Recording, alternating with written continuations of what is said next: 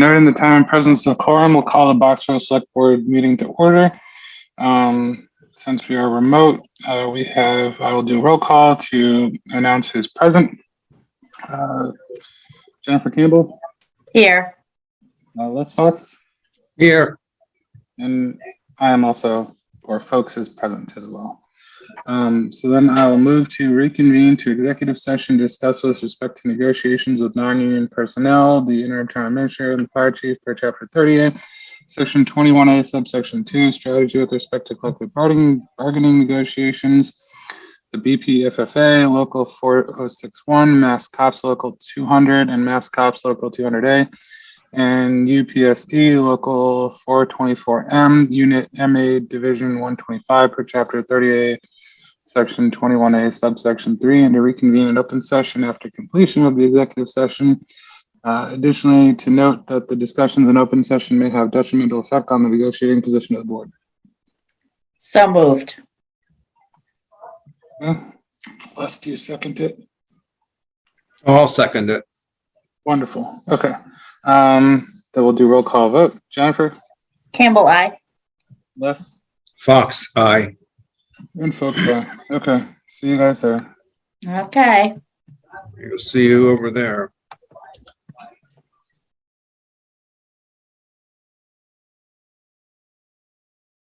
Coming up on the 3rd of April, I believe.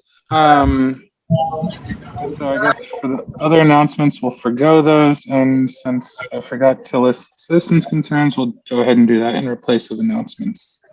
Are there any concerned citizens? Okay. No concerned citizens. Okay, we'll go to the approval of payroll and payable warrants. Last I checked, I believe that was completed. People don't like it because it takes. And then we have, so the next item on the agenda is the personnel board appointment. So, hold on. Hello, Tracy. Thank you for volunteering. Hold on, we have Sheila Bauer here as well, from the personnel board. Yes, personnel board. And it's my understanding that Tracy has been going to some of the meetings. Yes, Tracy's attended at least 2 meetings. And she still wants to do it. That's good. Shocking. Thank you. I think she's going to be a great asset to the board. So really grateful that she's stepped forward. And I can't figure out how to change my name on that. I'm sorry, everyone. My name's Tracy. Not my daughter. That's my daughter's name, but I can't figure out how to change it. So I can vouch for you, Tracy. thank you. There you go. It's changed. Got it. Thank you. Yeah, no problem. Okay, so I will entertain a vote to appoint Tracy Sierra for a term commencing immediately, running through June 30th, 2022 to the personnel board. So moved. Second. Okay. Any other discussion? Nope. Okay, great. We'll do roll call vote. Jennifer? Campbell, aye. John? I think he said Markowitz aye. It looked like it. Hang on.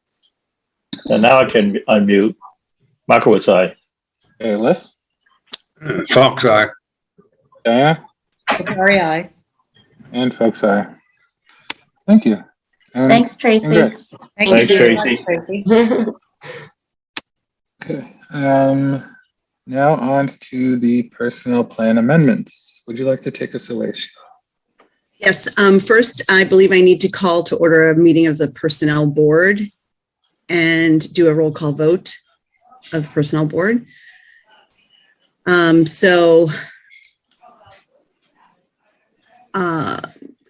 Let's see. I'll start with Bill Latant. I don't know if he needs to unmute to say aye or not. Yeah, they were letting me unmute, but now Okay. aye. Okay. Keith Lyons. Present. Okay. And Tracy Sierra, because now you've been appointed. You are a member of She the board. can't until she's sworn in. Oh, sorry. Never mind. Still not in boy. I'm not jumping the gun. Okay. Don't worry. Okay. So And you're present as well. I am also present. Sheila Bauer. I'm the chair of the board. Okay. So it might be helpful if I'm able to share my screen. Hold on, let me make it.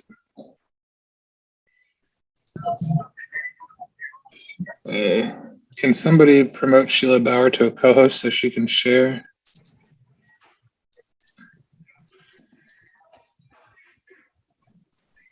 If you have people in the future, Wes, you want promoted, let me know in advance and I'll have it ready for Okay. you. She's been promoted though, I see. Yep, thank you, Kirby. And Thank I you, will do sir. that in the future. Okay, great. Okay, so what I'm sharing is just a personnel plan, and you're going to just see a red markup of the current personnel plan. So if you need me to stop or slow down or something, you can. First, you'll see a few of these sort of small red changes. These are mostly just sort of grammatical. So if you want me to go through every single one, I can, but really they're just more for clarity, grammar, that sort of thing. But the main changes are actually here under Article 6, which is called the pay plan. And that is first under Section 2. We found that there was a need for a way to clarify a process for reclassifying a job. And so the language that the personnel board voted on is the following, that we would first retitle the section promotions or reclassifications, and that the current section B, point B, would be struck and replaced with when an employee is promoted or the position they hold is reclassified to a position in a higher grade, the employee's salary shall be increased to the minimum rate for the higher grade. In the case of overlapping ranges, the promoted or reclassified employee shall be increased to the step immediately above the employee's current salary step. So I'll stop there. Are there any questions? Sheila, how is that different? Because it's very small on my screen, so I can't read it very well. How is that different from what was there? What was the essence of the difference? Because it sounds so similar. So basically, let me see if I can make that a little bigger for you. Well, that's much better. That's really good. Okay. All right. Okay, there we go. So previously it said any regular full-time employee specifically assigned by the department head to a higher hourly rated position for the purposes of fulfilling all the duties of that position for a full shift or more, i.e. temporarily promoted, shall be paid at a rate equal to the rate of the higher position, but no more than step 3. So this is really more about if the position that employee is in is effectively, if the job basically over time, for example, the job maybe requires more responsibilities or changes in some sort of fundamental way, that there's a process by which the job itself can be reclassified. Right? Okay, great. Thanks. Sure. Okay. So I didn't mess up my page. Okay. So then the next item is the same it's still under the pay plan. And the next this is section 7. And it's called salary step adjustments. So what we were trying to address with this new language is that, as you know, at each annual town meeting, we vote on whether or not to approve that town employees will advance a step on the pay plan. We also vote whether or not they will receive a wage adjustment, right? So this is actually to allow employees to be granted and that the step would not be considered at annual town meeting. And they would move up their step based purely on the achievement of an overall performance rating of proficient or better. And the language that we've used here is that this employee, so we've added this employee, so it's what it read up until this point. What's in black has already been there. If after such review, it is determined that step advancements will be granted for a given year, then the employees with 1 or more years of service who have achieved an overall performance rating of proficient or better will be advanced to the next step within their job classification on the following July 1st. This employee step advancement occurs annually, provided that annual reviews have been submitted pursuant to the employee handbook to the chair of the select board and the personnel board by June 1st. The issue here is that, so okay, so I'm going to leave that. I'll stop there and see if you guys have any questions about that. So yeah, I do have a question. Oh, I'm sorry, Les, you had your hand raised. I did click my little hand thing, but I can't see the display. So if you tell me it's up, I'll believe you. Can you hear me, first of all? Yes. Okay. Yep, we have you, Jennifer, and Diana with their hand raised. Okay, I can't see everybody, sorry. Don't worry. So my concern, by the way, we're talking about changes to the plan that will need to be subject to a public hearing, right, before we bring it to town meeting to adopt these changes. So that's what we're doing tonight. This is not a public hearing tonight. It is. You didn't call a public hearing. We did. I'm not so sure that the recording will show that we opened a public hearing. Wes, what is your recollection? Is it a joint meeting for a public hearing, or is it a personnel board public hearing? I don't want to run afoul of process. Technically, the agenda says joint meeting with the personnel board, not necessarily public hearing, but if my recollection serves correctly, the town meeting can also serve as a public hearing. I don't know if there's any requirements specifically in regards to personnel plan. But we can look into that. Yeah, let's look into that. I don't want it to run afoul of process. But one of my concerns here would be that this sounds like a good idea, except that I'm concerned about the problem of the delinquent department head who does not submit timely an employee review.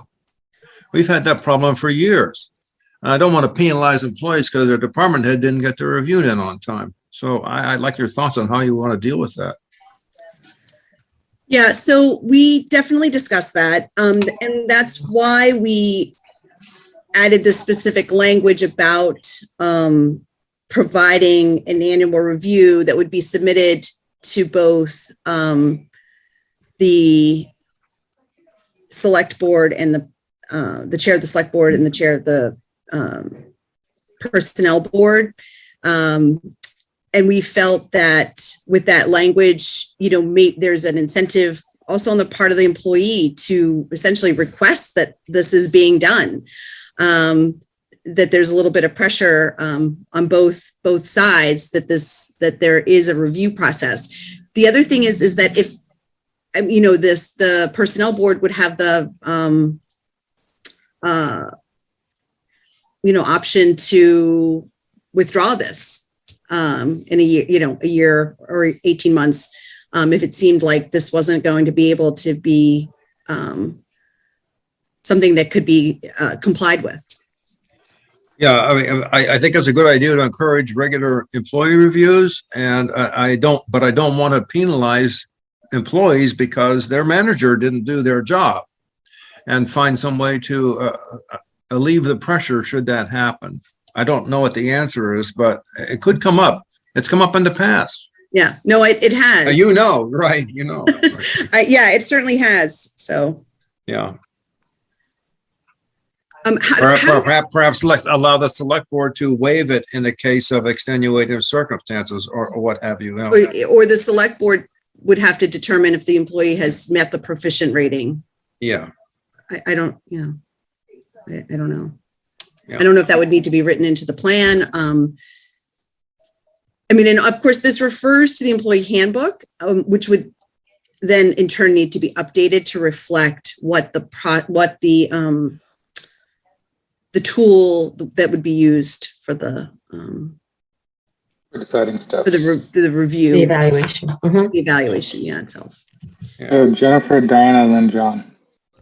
I really like this addition because I think it puts the onus on the manager to make sure that they have them.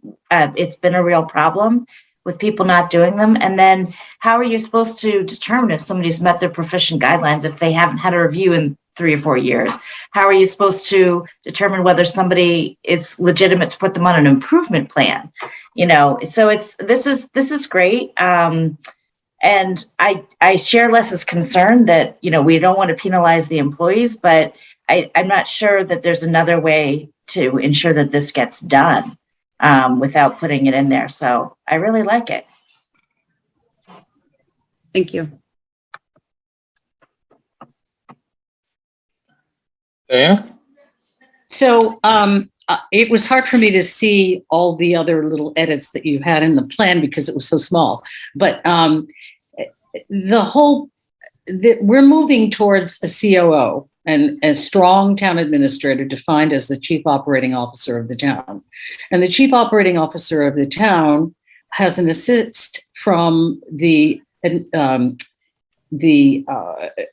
assistant town administrator, who, as in our job description, was hired to handle HR.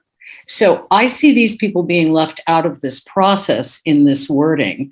We're back to department heads doing reviews. And part of what we have talked about is that ultimately the town administrator was responsible for performance reviews, even though the department head does perform them. But ultimately it does go to the town administrator. And if we're going to be serious about having the assistant town administrator handling HR, where is that person in the process? And the other part, that's a comment. The other part is a question, which is, did you discuss at all merit-based steps? I know that's a big leap. I'm just curious whether it was discussed and whether that's something we would be moving to. It's something that was recommended in the 2020 compensation study that was done. I'm just wondering how that all fit into your discussions. Yeah, so we definitely didn't discuss, that's easy. We did not discuss merit-based pay at all. We simply did not have the time bandwidth being, we're really up against a pretty, as you know, deadline with the warrant. Without a reliable review process in place, there's merit-based pay is really,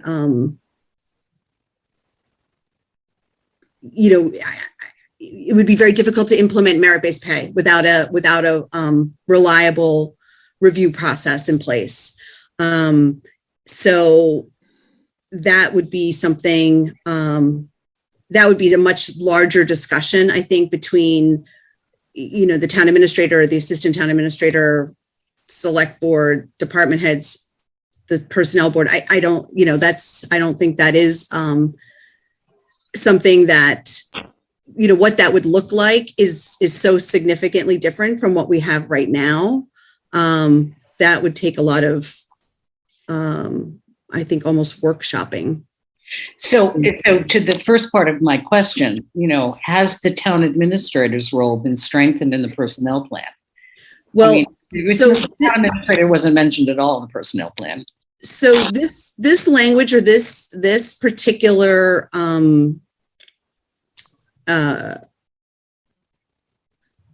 this language essentially was proposed by the interim town administrator. And so I would say that, we were trying to avoid being overly prescriptive, and that's partially why it refers to the employee handbook. We were trying to avoid being overly prescriptive in the personnel administration plan, by sort of putting in, we didn't want to put in too many, like, you have to do this, and then this person has to be involved, and this person has to be involved, and this person has to be involved, which is why we didn't say, who's doing the review or what the review process exactly is. It's really more, did the review happen? And, just, so that's the reason why it just says that the review would just be submitted to the select board and the personnel board as a way, it's mostly just as a checks and balances. Like, did it happen? Just want to know what happened. Because we feel like it's sort of really, because right now it comes to town meeting, and town meeting votes on whether or not the employees are going to advance a step or not, whether we recommend it. Even though we recommend it every year, the town can vote not to do it. So, yeah. I'd have to go back and look at the employee handbook and see if there is a very complete definition of the word proficient, because my memory is that really is very loose. There is. I can, there's sort of a definition here at the end, but there was a couple of years ago, there was a recommended review document put in place that defines like the different terms and things like that. And also there's a sort of a definition, I want to say, at the very end of this document. So, thank you, Sheila. Sure.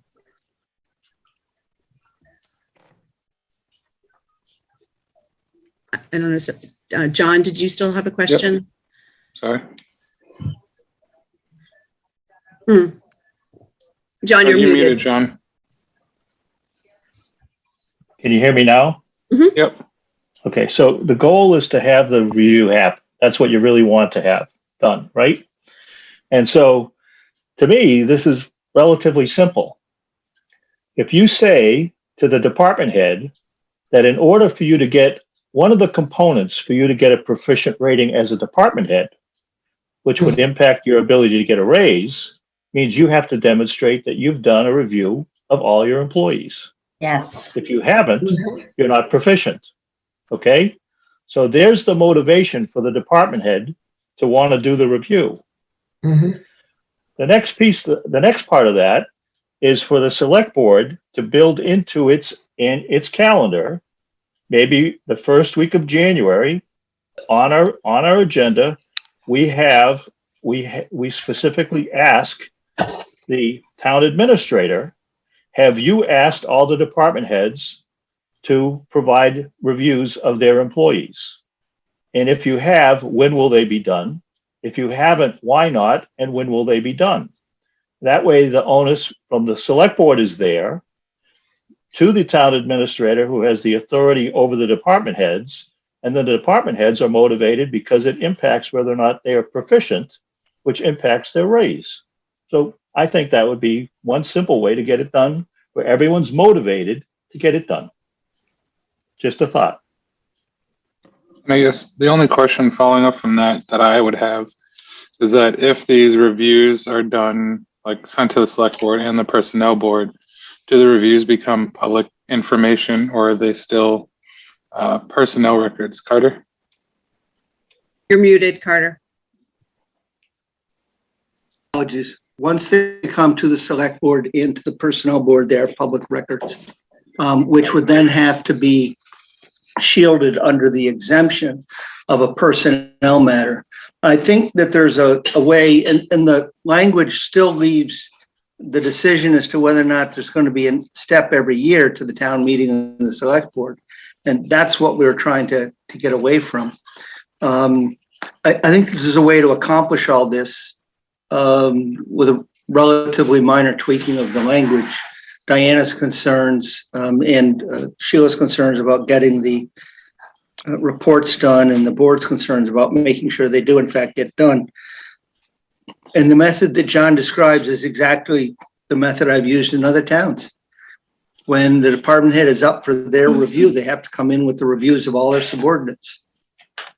And that's part of their rating system. So I think this can all be accomplished. And I appreciate the personnel board helping move us forward, because I know that this was a major issue, as we discussed earlier tonight, after last year's town meeting. So, but based on that, what you're saying, Carter, I mean, that wouldn't go into the plan. It would be more of a, that could go into the handbook, and that would be a way that the town administrator is managing the department heads, or the managing the town administrator, right? I mean, that's not a. We can work on that language. The problem is that the first sentence, which is that annually the select board and the personnel board will agree, and then the town meeting will vote. That's where the problem is. But it doesn't say that in town meeting, and it doesn't say in town meeting in the language. But it would leave, no, but it has to be appropriated. And the two boards have to openly debate it and discuss it. And if they're at odds, you're just going to have a replay of what you had last year, Sheila. I see what you're saying. So I think it's something for consideration. Okay. Are there any other questions or comments from anybody regarding these proposed changes? Okay. So then this is not really final language on this item, then, is what you're, if I'm hearing you correctly, Carter, this is. Yeah, Joe Fair is supposed to be in town on Wednesday. I think that once you have the reaction from the board tonight, perhaps if you had some time, we could take a look at it, and then you could go back to the personnel board for final language in time for the warrant. All right. And then, so I'm just going to keep going then. Page. Okay. So then the same section under section 10, we added a new section, section 11. So this is to address when an employee may have to work out of their grade for an potentially extended period of time. So the new language is a whole new section. This didn't exist before, so we're not. Sheila, can you share Oh, that? sorry. I'm not sharing my screen. Sorry. Okay. So this is a new section entirely. It's called a temporary out of grade work, and it reads, whenever at the direction of the town administrator or at the direction of the department head with the consent of the town administrator, an employee is assigned tasks and responsibility for a period of more than 10 business days, which are normally and ordinarily performed by another employee in a higher grade, and which are not among those tasks and responsibilities that the employee would normally and ordinarily be expected to perform under the terms and conditions of the job description for their position, the employee shall be paid an additional 5% of their base pay for the period of time beyond 10 business days that they perform the out of grade tasks and responsibilities provided. However, that in no case shall they be paid more than the top step of the higher grade position, which would normally and ordinarily carry out such tasks and responsibilities. Lovely language. It came to me in a dream. Yeah. So, no, honestly, it was, Becky, you have your hand up. should I stop? I'll stop sharing.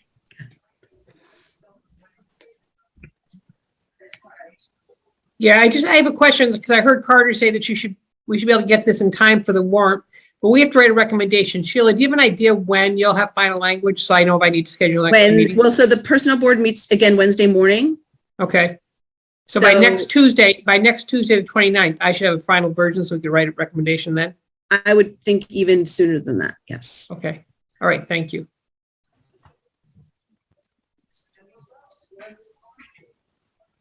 So any questions about this item? So this is, of course, was, I'll just share it one more time. This was meant to address issues where an employee steps into a higher grade, an out of grade employee's work for more than 10 days, basically. So any questions about this? No? Okay. I believe, and then there's one more. And so I don't make you dizzy.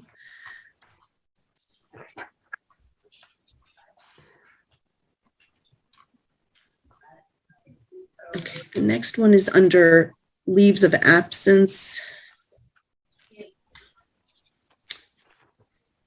And it's a small change, but not insignificant. So currently under sick leave, it reads each regular full-time and regular reduced hours employee shall be entitled to 1 day, et cetera. But we've made the change that it would read each regular full-time and regular reduced hours and regular part-time employee shall be entitled to 1 day of the same number of hours, et cetera, and so forth. So we added in this class of employee, regular part-time employee would be entitled to sick time based on this prorated. Are you making a distinction between regular reduced hours and regular part-time in terms of part-time being under 20 and reduced being less than 40, but more than 20? Is that the concept? Okay. Correct. And that's just the definition.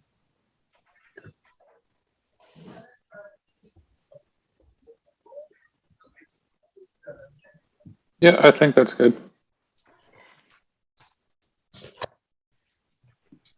And I'm pretty sure that is it. Okay, so that's it for the changes to the actual personnel plan, to the personnel plan in that document. And then the other item, of course, that we always present, which you will have seen already, is the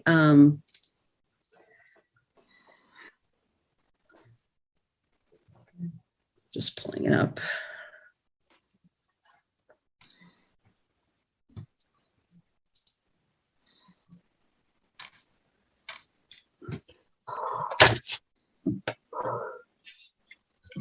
Is the classification and compensation schedule. So this is with the 1.9% wage adjustment. This reflects the 1.9% wage adjustment. Oh, it's not all the way over. That's why it looks funny. There we go. Additionally, we are removing the DPW skilled position from the plan, from the schedule, as well as the building ground maintenance worker, DPW worker, semi-skilled, the transfer station, and the transfer station operator. We're removing all three of those 4 positions. 4 positions from the schedule. There's nobody in them, and there's no, I guess, plan to put people in them.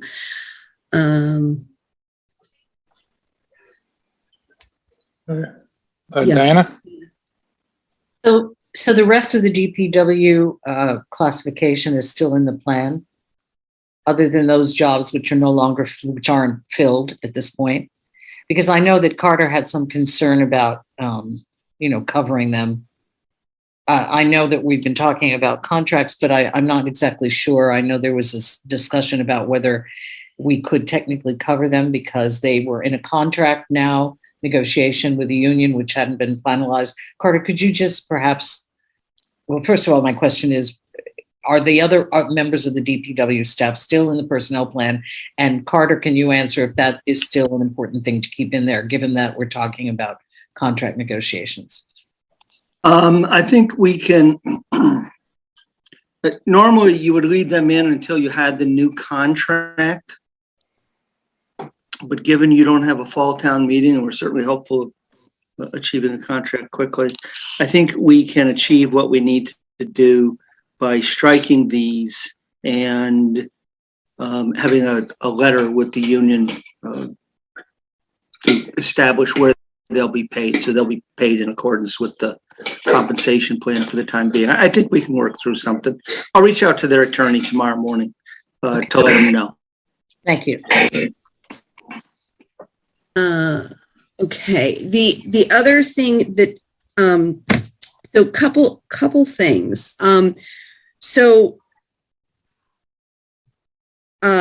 pretty sure that, I thought that this was, I just wanted to go back to the beginning, is that this was advertised as a public hearing. I thought that it was advertised as a public hearing for tonight. So that's the first thing I wanted to clarify. I don't know if anybody's able to, I don't know how I can, if there's a way we can check that. Typically, public hearings are not only notified in the papers as well as other things, and I didn't see any of that. Additionally, on the website, it's listed as a personnel board joint meeting with the select board. Downloading the agenda, it appears that this is a joint meeting with the select board for personnel amendments as a one-item agenda. Okay. I don't. Wes, I'm sorry, I'll be rude and jump in. I think what you said earlier is correct, that the town meeting can effectively serve as the public hearing in which these amendments are heard and adopted, but someone should definitely check that. Yeah. Carter has his hand raised.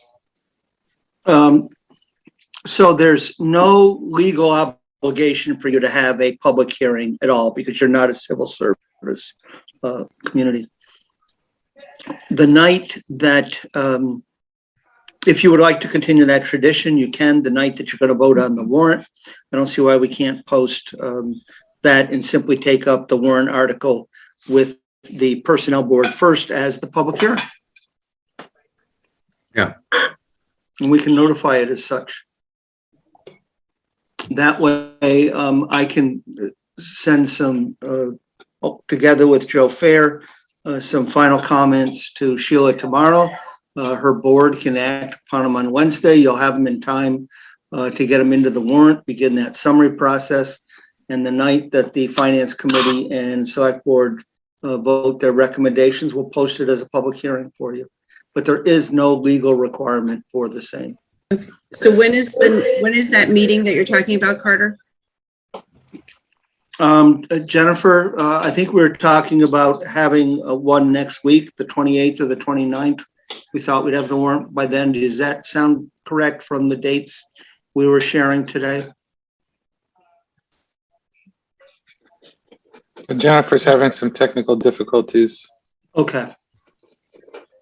Early next week is the best Okay. I can tell you. I can't remember off the top of my head. I think we're looking at the 28th or the 29th, most likely the 29th. Okay. And then, all right, let me think. Because also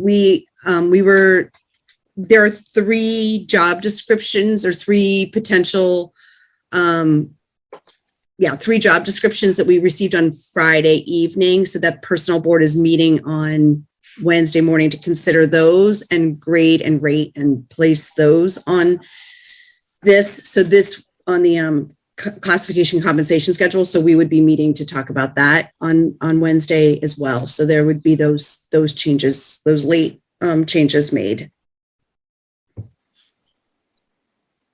Sounds good. Okay. We have Diana Becky, Maria? Okay, I would just say that I feel like we need to reduce process a little bit, especially given how shorthanded we are. And if we don't need to notice this, that's an extra step for employees to put in a newspaper and do all of this. I think that the town meeting is sufficient. We had another issue 2 weeks ago where we discussed a similar situation.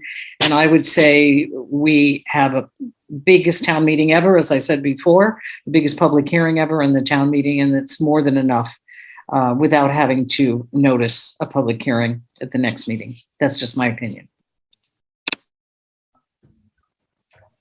I'm just confused because we actually have a joint meeting with the select board tomorrow night to discuss discuss warrant articles, recommendations, and funding sources. I don't have a meeting posted with the select board for next week. So if something's changed, I would like to know. I think Becky went ahead and posted it for the select board and Yeah, for tomorrow night. Yeah. But we don't have a joint meeting scheduled for next week. That's what I'm confused about, because I thought Carter talked about next week, and I thought we had a meeting scheduled for tomorrow night.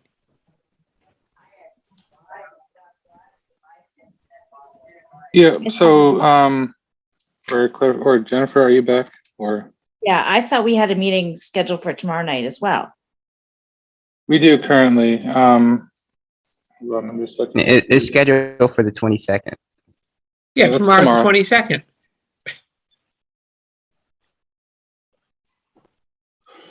So I guess what I'm hearing as well is that from Jennifer, or Jennifer wasn't here, but what Carter was saying is that the warrant should be finalized, or all of the articles and summaries should be finalized by next week, along with the personnel board changes to put into the warrant, among other things. Carter, did you want to? Exactly. Despite best efforts, and I want to thank Jennifer for helping us out here, along with Becky and others. There will be still some unsettled warrant articles as of tomorrow night, and the personnel bylaw, as you can hear, is one of those. So the suggestion had been that if there was a second meeting with a joint to make the recommendations, you could post that as the public hearing. You can also adopt the suggestion that you use the public meeting at the public hearing as the town meeting. Bear in mind, the statute does not require public hearings for any of these actions. Okay. So Les, do you have a comment on posting the public hearing? Because, or I guess just to get that out of the way, because I'm also inclined to forego a public hearing on this if it's not required at this time. Yeah, let me just say, since I brought it up, let me say, I just looked at quickly through the personnel plan, and it does not require a public hearing, apparently, although I had it in my head that it did. It's apparently been done, but it's not required. And Carter says statute doesn't require it. All you have to do is bring the proposed changes to town meeting for both the personnel classification plan and the pay plan. So we don't need to make more work for ourselves. Sorry, I brought it up. I would like some clarification from either Carter or Rajan, because this question was asked multiple times during our personnel board meetings, whether or not this was noticed properly as a public hearing. And the answer was yes, multiple different times, because this has been planned for since January. So can I just get a straight up yes or no? Was this ever advertised as a public hearing? Yes or no? Because this is the first time, and I don't know about Sheila, but this is the first time I've heard that this has not been advertised as a public hearing. And if it hasn't been, that's fine. You guys don't want a public hearing, whatever. All the guardrails are coming off the bus this year anyway, so that's fine. But I'm trying to understand the answers we've been getting since January and the answers that we're getting tonight. To my knowledge, this was not advertised as a public hearing. Okay.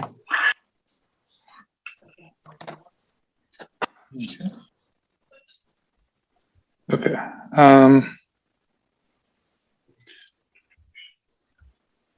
Okay. I don't think there are any other changes as well, Sheila. So I don't know if you wanted to keep your meeting open or adjourn it. So, okay, if I understand correctly, we will, so this was never a public hearing, it sounds like. But we will present again at the next meeting that you guys are having either on the 28th or 29th. Is there, I guess, so the other presentation would be for the three job descriptions, or is there I guess other? the 3 job descriptions and also the final language on the item regarding the reviews and the automatic steps. Yeah, I think that should be sufficient. And then, so do we continue this meeting until next week, or is that only if it's a hearing? We don't need to, you would just adjourn your meeting and then we would either post a new meeting or. So then so any other questions for the personnel board? Carter, you have your hand raised. Is it still intentional or? It is intentional. Pardon me if I missed it, but I saw the change to the pro rata sick leave for the part-timers, and thank you for your support on that.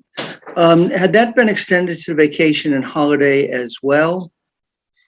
Did I miss that, or was that No, just not addressed? Yeah, it's only to sick leave. And we didn't have sufficient language around a sick leave bank either. I know that was a question, and but we didn't have really sufficient. We had some things to look at, but not enough real time to sort of formulate something coherent. Understandable. And it didn't seem like, so we made this step, but not the bank. Yep, understandable. Thank you. Kirby? Quick question, Wes. So Yep. I'm hearing now you're having a meeting next Monday night that's not scheduled? Unsure on the specifics of that. We can follow up. Thank you. That's all I was looking for, because we're booked Yep. that night. Okay. Thank you. Yep. Okay, so if that is all for the personnel board, then I would adjourn this meeting at 8:05 for the personnel board. Roll call vote. And a roll call vote. Well, you need a motion and All a those in second favor from of your adjourning the personnel. meeting. I'll second on that, Sheila. Thank you, Keith. And then all those in favor. Aye. Keith. Lions, Lions, aye. Latant, Aye. and I. All right. So this meeting is adjourned. And Bauer, aye. Thank you, guys. Very welcome. Okay, and then we have the field waiver fee. So that looks like, yeah. Okay, so hold on, just checking to see. Don't think we have anybody from the RecCom, which is fine. We have the information in our packet, and okay, sorry, just getting on-screen notifications. Wes, did we skip over the Pfeiffer's Day permit? Totally did. We can get to that. Okay, so the new business. So the Pfeiffer's Day permit. Do you want me to make a motion? Sure. Move to approve the one-day liquor license and common victual license for Boxborough District Minuteman Company for June 18th, 2022, with a rain date of June 19th, 2022. Second. Okay, any discussion about this? Nope. Glad it's coming back. I have one question. I thought the Minutemen were looking to see who they would engage on the town side, since we didn't at that time have a fully staffed public celebrations committee. What's the status on that? I can speak to that.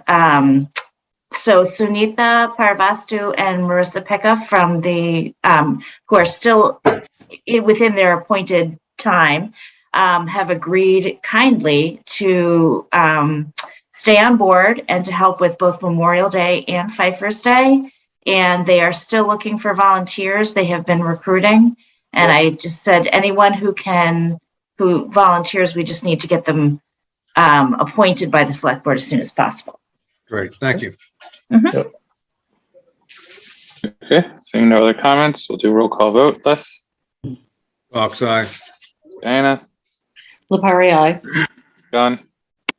Markowitz, aye. Jennifer? Campbell, aye. And Folks, aye. Okay, and then we have the field waiver fees. I guess I'll entertain a motion to approve the fee waiver for the Acton Boxborough Youth Baseball for the spring of 2022. Okay, I'll make a motion to vote to approve the waiver for the Acton Boxborough Youth Baseball. The waiver for the fee, the fee for the field rather, for spring 2022, running from April 2022 through June 2022. Second. Okay, Diana? Yeah, and I know that we can't really address this totally because of right now we have a lot of things on our plate. And so I will vote for it for spring. But I believe we need to have a really serious discussion about this in the fall, particularly regarding baseball, because we just bought a very expensive infield groomer. And I know there are issues around this particular situation, namely how well are we going to keep the fields, and is it fair to have parents pay extra fees for fields that are not properly kept? And there are things that we need to find out. But unlike the soccer, I don't see any indication that this particular organization put any money into the fields per se. They put that in their application that they paid $2,000 towards the field groomer. Okay, right. 2,000 towards the field groomer. That we knew about, but there was some additional things. I just would like us to really not just keep doing this every year, and that we really look at the issue in total for the fall. That's all. Okay, so I did have a discussion at the last RecCom meeting to let them know that we would not be continuing this and that we did have to put together a plan for how we would let everyone know which fees would be applied for the next fiscal year. I'll say fiscal year, or the year of play, whether it be for soccer or whether it be for baseball.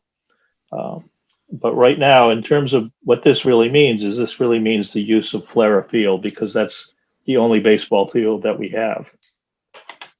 Well, John, we haven't actually voted against them yet, but we're once we have an approval, it seems like that's the way it's going. But we haven't actually voted on it yet. Okay. Yeah.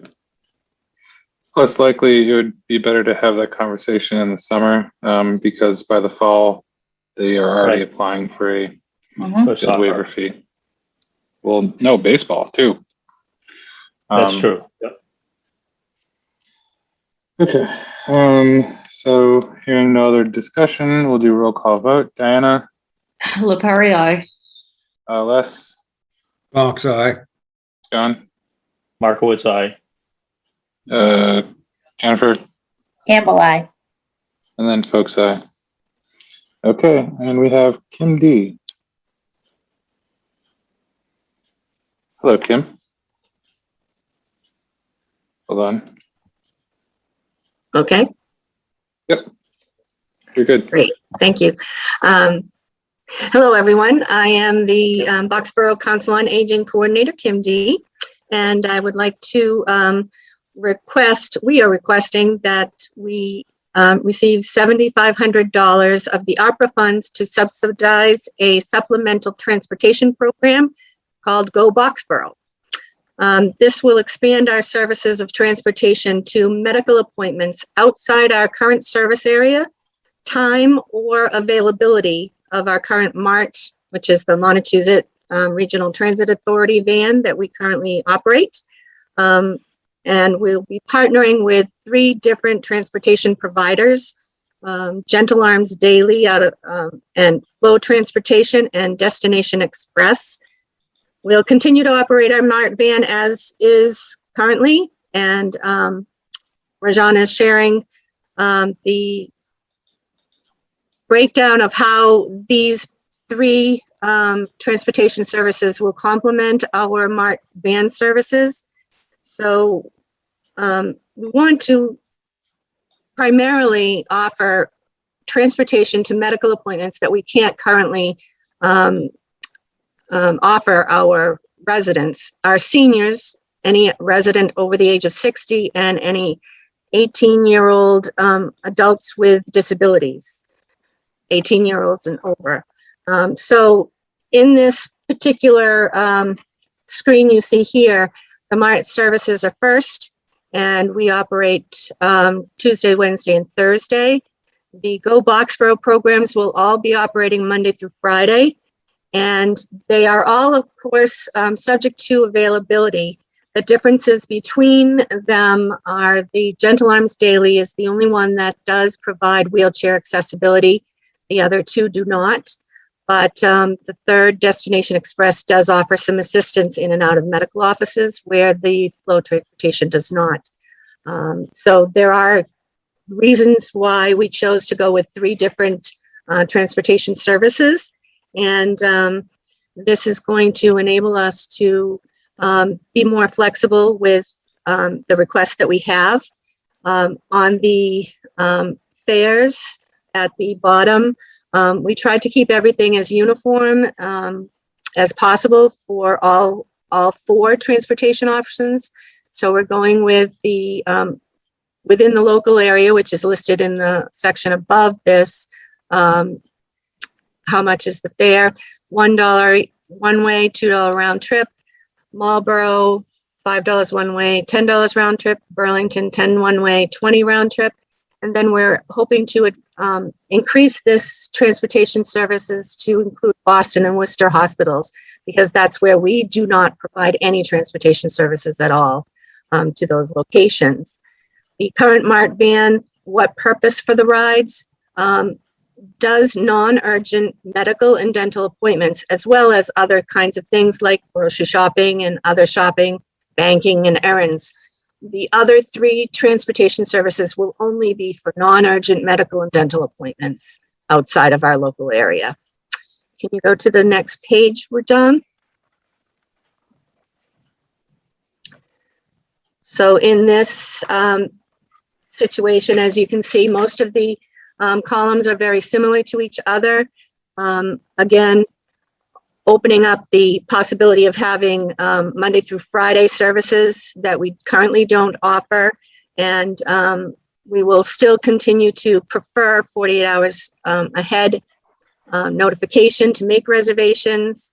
On the MART van, we allow non-medical rides to be booked 1 week in advance, but medical rides can be booked up to 4 weeks ahead. And that's what the other transportation providers will do as well. The difference being is, how do I order a ride? They would still continue to call the Council on Aging. They will not call the providers themselves, and we will be able to assist them to do that. And other notes at the bottom, they currently pay our drivers directly, and we would be supplementing using the subsidies to accomplish what does not get paid by the traveler, which would be the fees that I mentioned prior to going to this section. And then additionally, all companions do pay $1 each way for companion travel services. So that would be consistent with what we currently do as well. And I guess this is really an opportunity to give our seniors and our residents more transportation options. We have done a lot of research with other towns and found that most of them do offer multiple different types of services for the residents as a whole, especially the seniors in their towns. So we felt that this was a good opportunity to request some assistance from the ARPA funds, and hope that you will agree to that tonight. Does anyone have any questions? So I guess just to start off, I didn't see, or maybe I missed it. Was there an initial request for ARPA funds for this, or was this just a follow-on request? There was an initial request for the ARPA funds prior to the use of revenue funds, and we did not qualify for the initial ARPA funding under those rulings, but we did pursue this after we were able to do the lost revenue funds.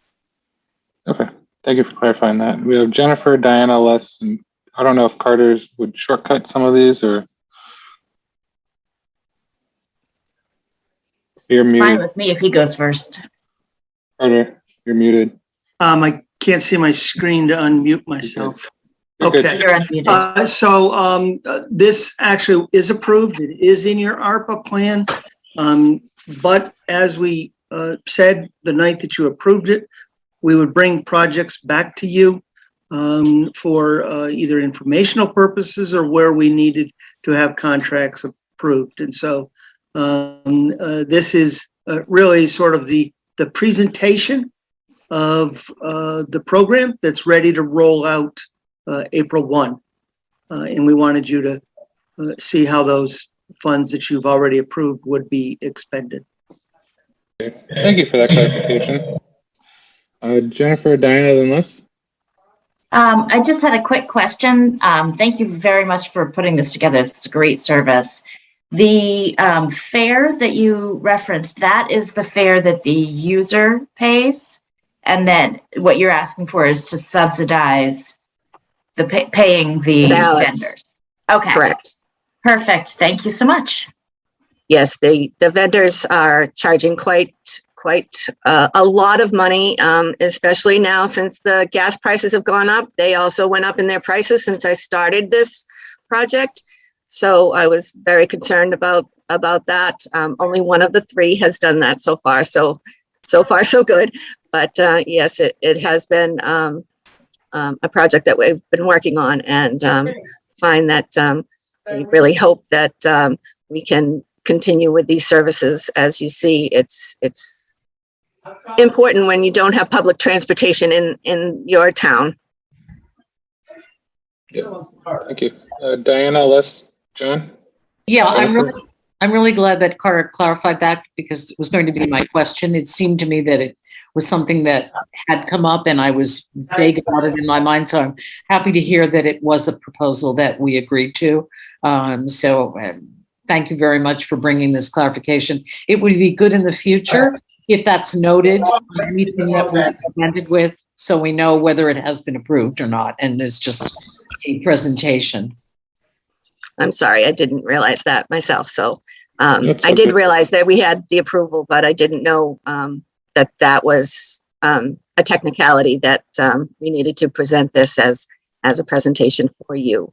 So Thank you very much though, for putting this together, Kim. you're welcome.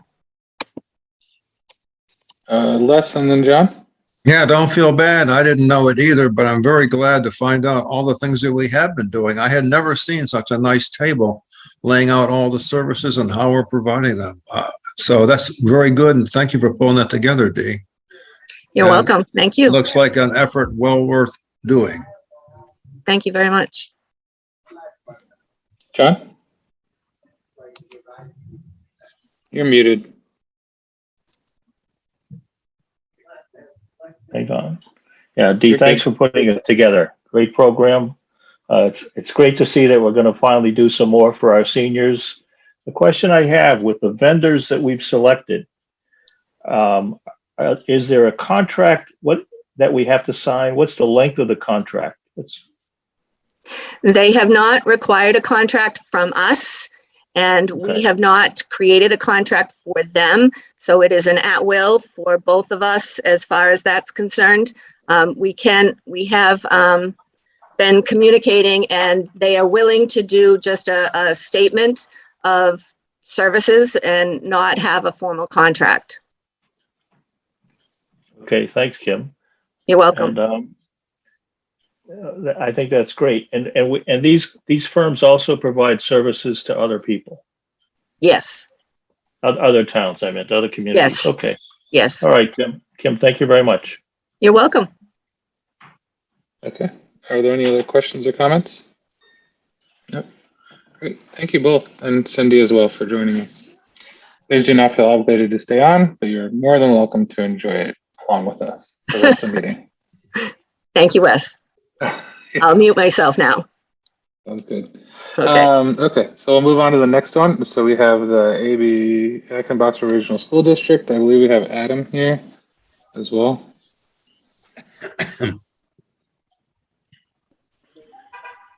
Good evening. So it looks like the school is requesting money for improvements to the Hager Well. That's correct. Or, yeah.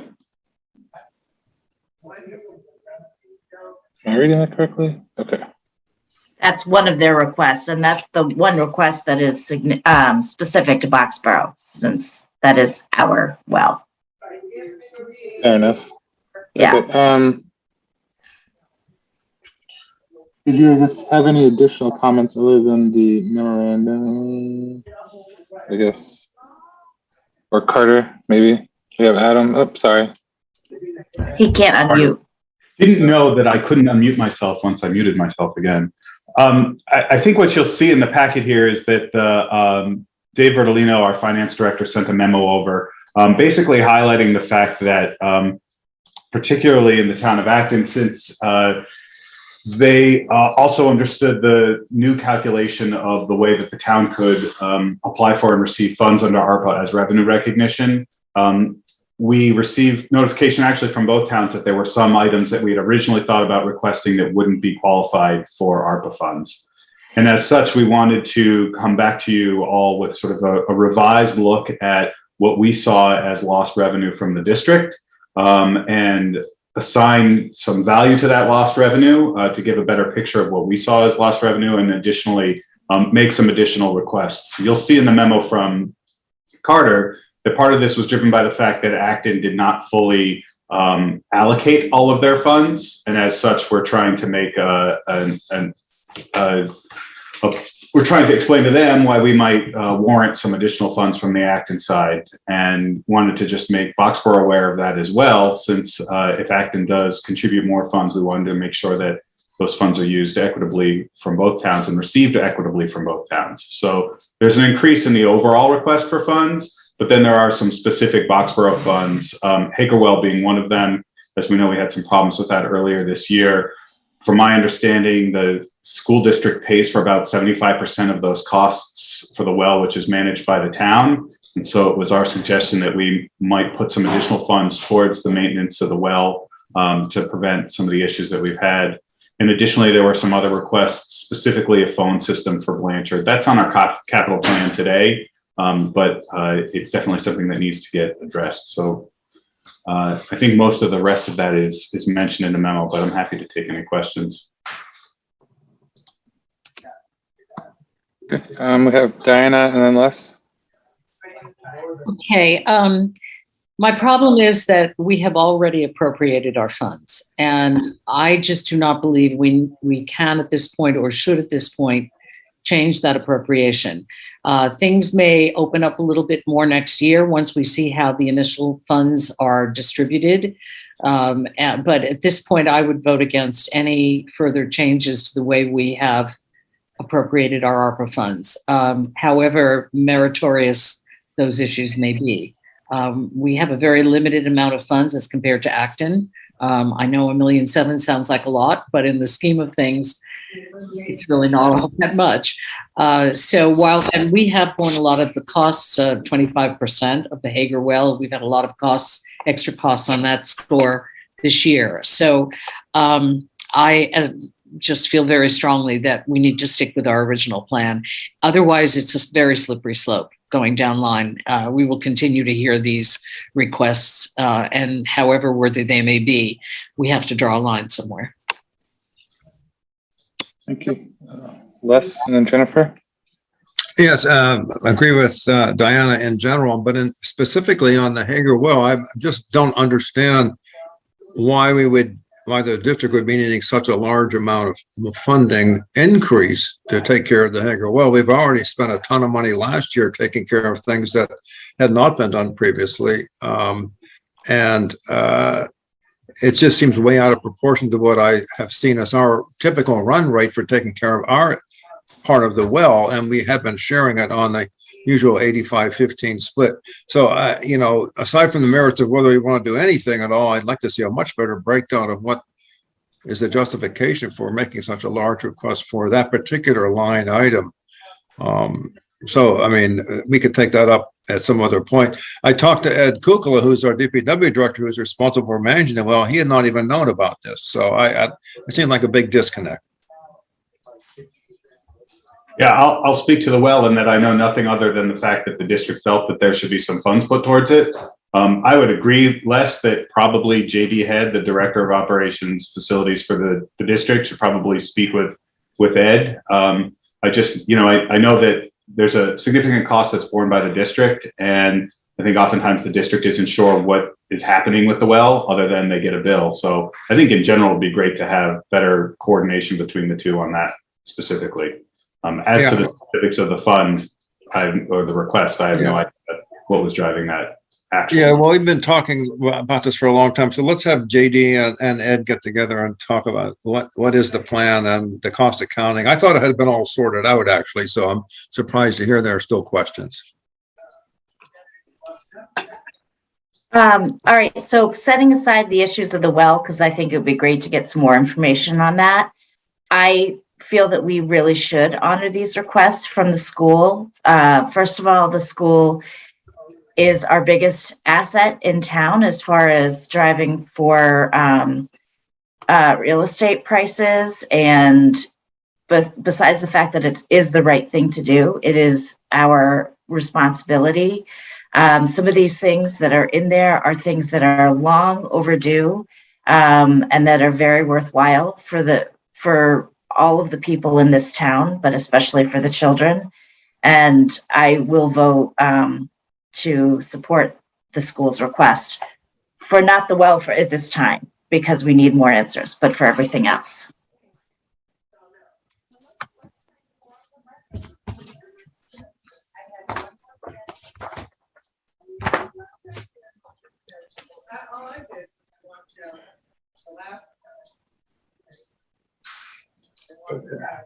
Okay. This doesn't have a vote attached to it.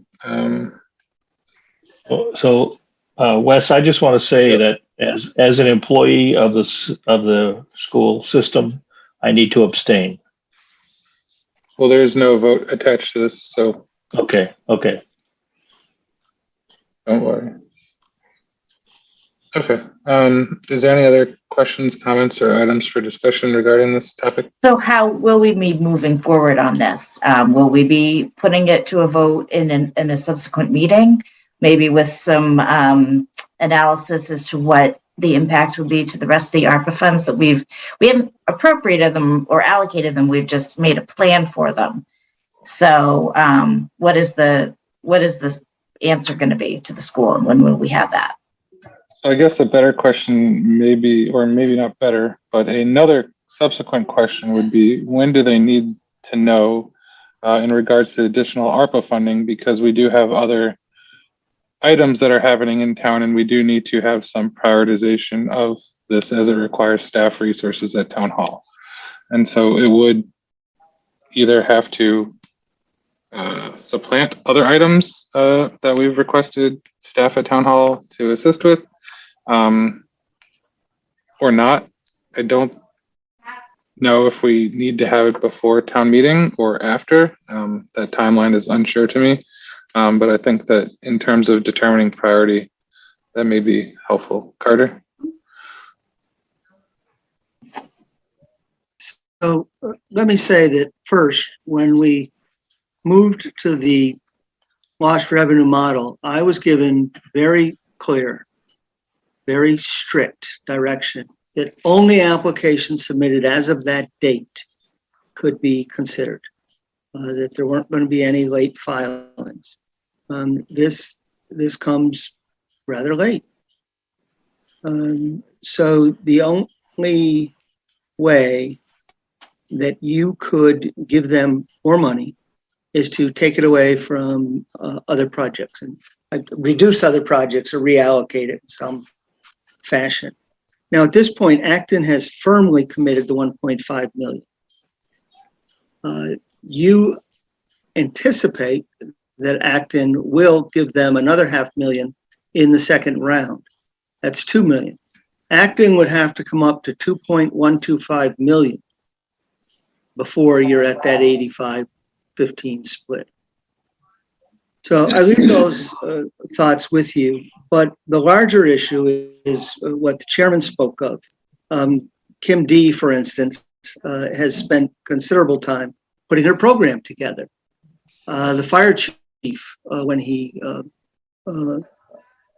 is back from inspecting the engine and doing those kinds of things, will get to work on his, and Simon will get to work on his, and so on and so forth. And so we could use a clear signal as early as you're prepared to give it of your intention, so that we stop staff from working on projects that perhaps might not come to fruition if you reallocate those monies.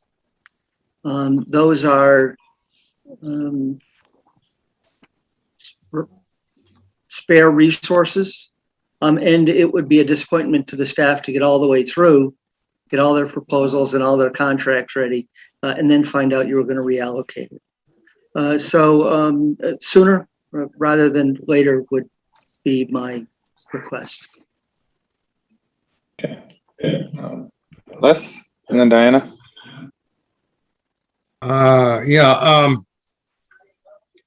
One of the things that I'd like to have when we next discuss this is that I actually don't remember whether it was Carter's memo summarizing what David wrote down or whether it was David's memo, but as I recall, the ARPA spending plan, if you will, laid out 4 years, 22, 23, 24, and even I think 25.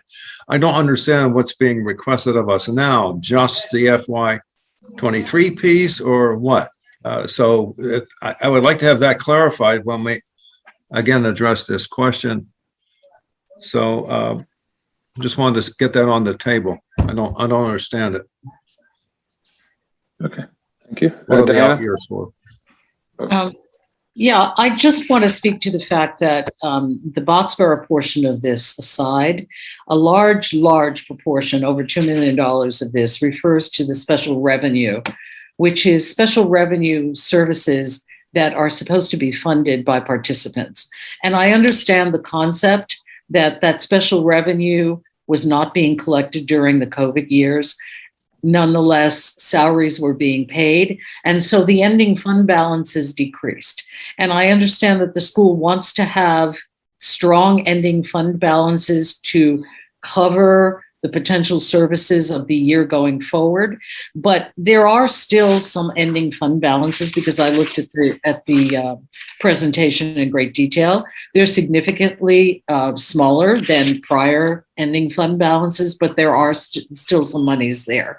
So it seems to me that moving forward, the school system can still operate these particular programs, assuming they have the people participating in them. They are paid for by the participants. A large part of it is not even related to the school, it's related to adult education, a very large portion of it. While I say all of these things are very important and necessary, I think that we have very important necessary things that we have already allocated our monies for.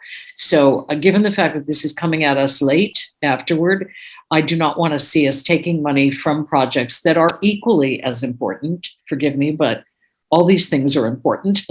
And it's difficult to make these decisions in the first place, but it's certainly even more difficult going back in retrospect, cutting other projects and then moving. And again, as I say, it's this very slippery slope, and it's not one that I want to go down and would vote against it. Carter, your hand is raised, then Liz, and then. Yes, I wanted to address Les's questions about 21, 22, 23, 24. So you received the first tranche, approximately $850,000 in calendar year 21, July and August. You will receive the second tranche, approximately $850,000 yet again, in calendar 22 on or about July 15. The reference that we've been using with respect to calendar year 23 is we have been motivated to try to view December 31 of 2023 as the closure date to get all the funds expended. Why have we been motivated in that way? Because the absolute deadline to commit all funds is December 31 of 2024. So those are the references, 21, 22 calendar years as to when we received the money. Calendar year 23, our hope that we could get the funds expended at that point in time. End of calendar year 2024, the federal deadline for you to have committed all funds. Hopefully that helps Les's question. Adam?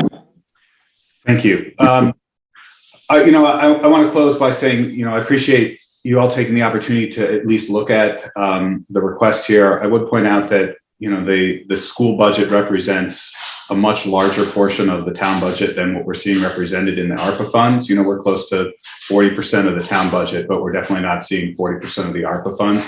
We're a municipal organization, just like the town. And we've struggled to get our share of funding because we fall in this very odd spot between not being a single town school district and not being a private organization. So we're not getting the funding that other straight municipal town school districts get.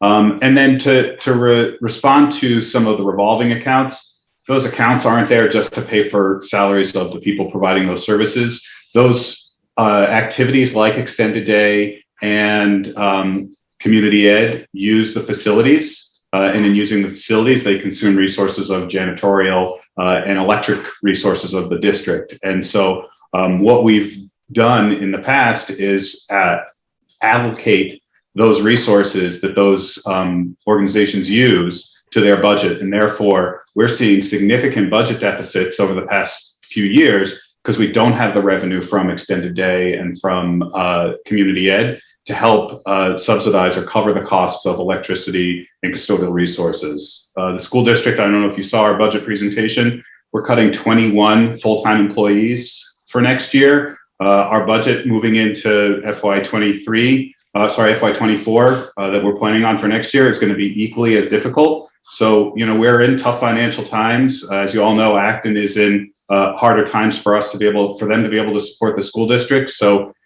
adding support here to some of these revolving accounts helps keep us afloat until enrollment comes back up in those areas and, keeps those FTEs that are cut are oftentimes our own community members. They're classroom assistants. They're people who live in our town who are unable to support now because we've been shorted on funding. And it's not just from the town, obviously. It's from the state and from the federal government. And we are looking through every opportunity to find grant sources to find funding. But like I said, because we're a regional district, we're not a town, we're not a city, we don't get funded the same way. We have to get our funding through the towns. So again, I appreciate you guys taking the time. I totally understand the challenge that you have having made commitments to other people. Don't want to take away Kim's resources for transportation for seniors. I think that's equally as important, but I think it's important as you look to other opportunities or other funding that may come in the future to consider the needs of the district as well. The only way we get funding is allocated through the towns. Thank you. Thank you. Thank you. Okay, and then we have Liz for your ARPA funds for the town hall PFAS treatment.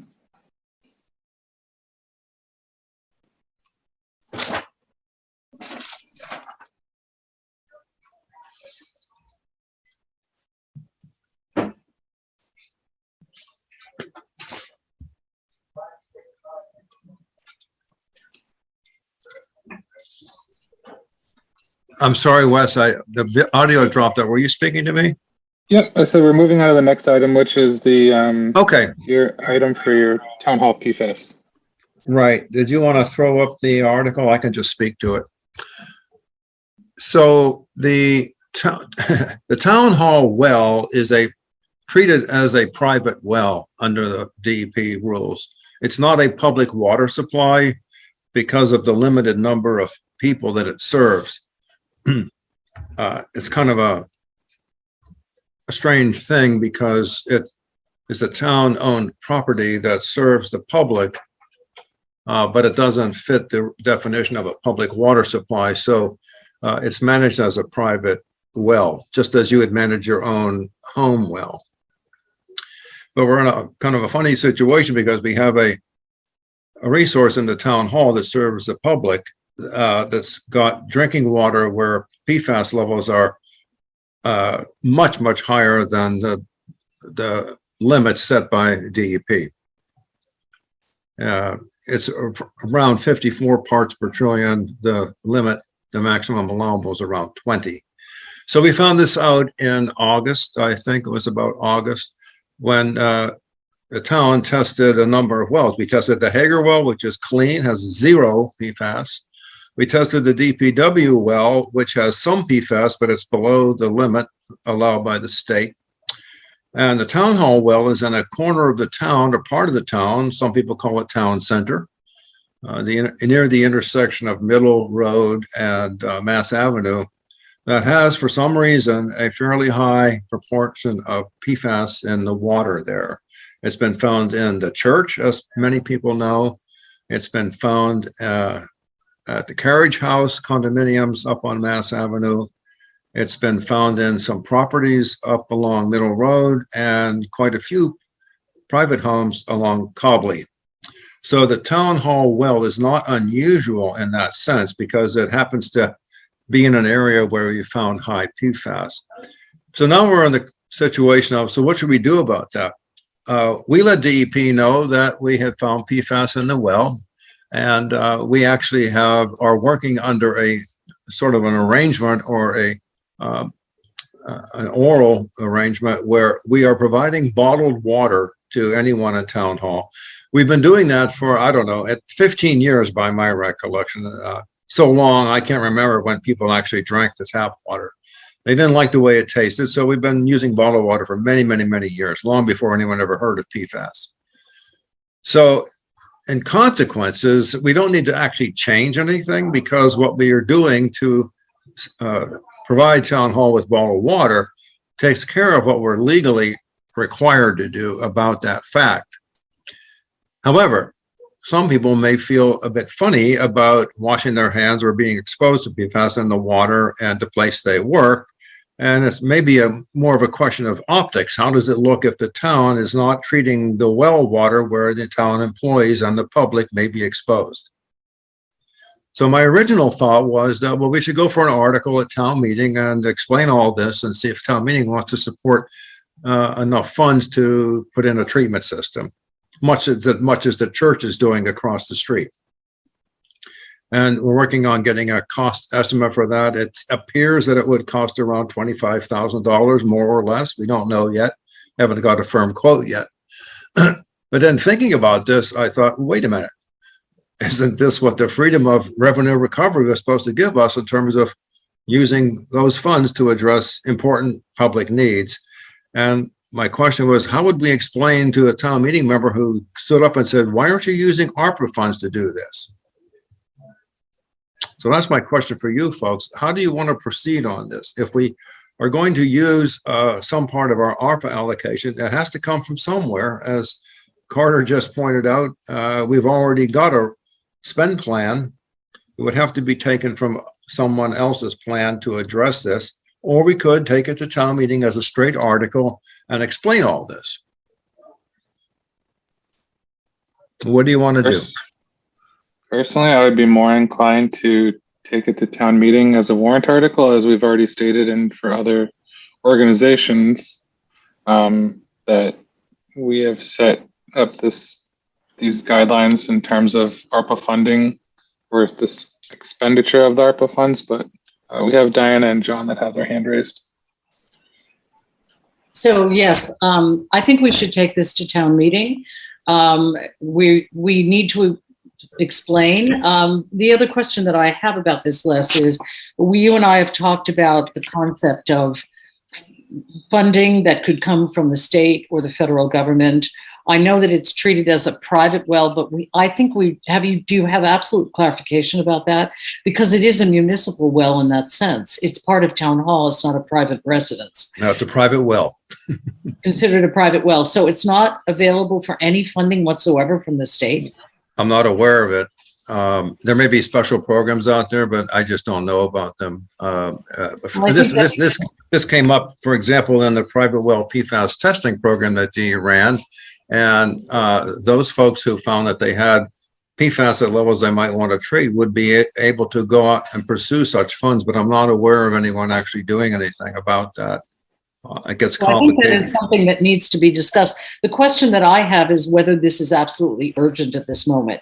Since we've been using bottled water for such a long time, even before PFAS was discovered, perhaps this is something that we could explore down the line for the next town meeting and just continue along this way for the moment until we have a definitive answer. Because I think there may be some solutions, some funding coming forth. I know it is in the infrastructure bill. Those particular things, I think it's $10 billion that's been allocated for PFAS remediation in the federal infrastructure bill. I know there are specific guidelines and we may not qualify, but it's surely going to push this issue forward more and more, even on the state level. So in the next year, perhaps we could get better clarification. Short of that, I would say if we want to pursue it, then I would put it in as an article at the town meeting. That's my feeling, not under ARPA. I know we've had at least one or two people speak out at special town meetings saying we should definitely do something about the town hall well, but we haven't heard from everyone, obviously. Right. It's just difficult because, again, it's that slippery slope, and we can't do it for us and then not do it for someone else. And I feel very strongly we should not be revisiting our ARPA spending. That's my feeling about it. Yes, to Diana's point, just something real quick. While it may not seem urgent, I guess, like the whole science behind PFAS is developing. And so in that, you effectively have a window of liability as well. And so sometimes biting the small bullet now can save lots of money in litigation down the road, should there be scientific review and articles proving that washing your hands with water contaminated with PFAS causes cancer or something along those lines. And so subjecting to people to these items at work and in their workplace may open the town up to some additional liability should we not decide to immediately address it within a reasonable amount of time, I guess is probably the best way to put it. Yeah, and I know John wants to speak on what you're pointing out, Wes, is sort of along the lines of a theory of if a person or an entity is aware of a risk and doesn't do something about it, they incur a liability that they didn't previously have. So now that we know that the well has contamination, and what should we choose to do? What is the best thing to do? What is the least litigious way forward is one way of putting it. What is the level of contamination, Les? It's around 54. So twice the state mandate. It's more than twice. More than twice. It's passed, but it's not up in the 100+ range, which is really super red flag. They're very high. There's very little information out there. I look to the extent that I could look. What I only could find one resource. It comes from the state of Connecticut on what's the maximum PFAS contamination that you should tolerate in washing your hands in water, and it's somewhere around well over 200 parts per trillion. But that's only one state that's even made a pronouncement about that. It's an unknown area. The thinking is that stuff is not absorbed through the skin, but no one really knows. If you ingest it, that's where the science has been focused, is ingesting of the compounds and what that means for your health. And it's, by the way, it's lifetime exposure, for those levels, for the risk that's calculated. The Massachusetts 20 parts per trillion is about 1/3 of what the EPA sets for the United States as a whole. That's around 70 parts per trillion.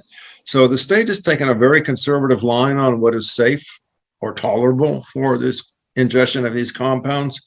I think Wes's point is well worth keeping in mind. Once we're aware of the issue, we may have a duty to address it, even if it's not in some sense as urgent as you might have otherwise thought.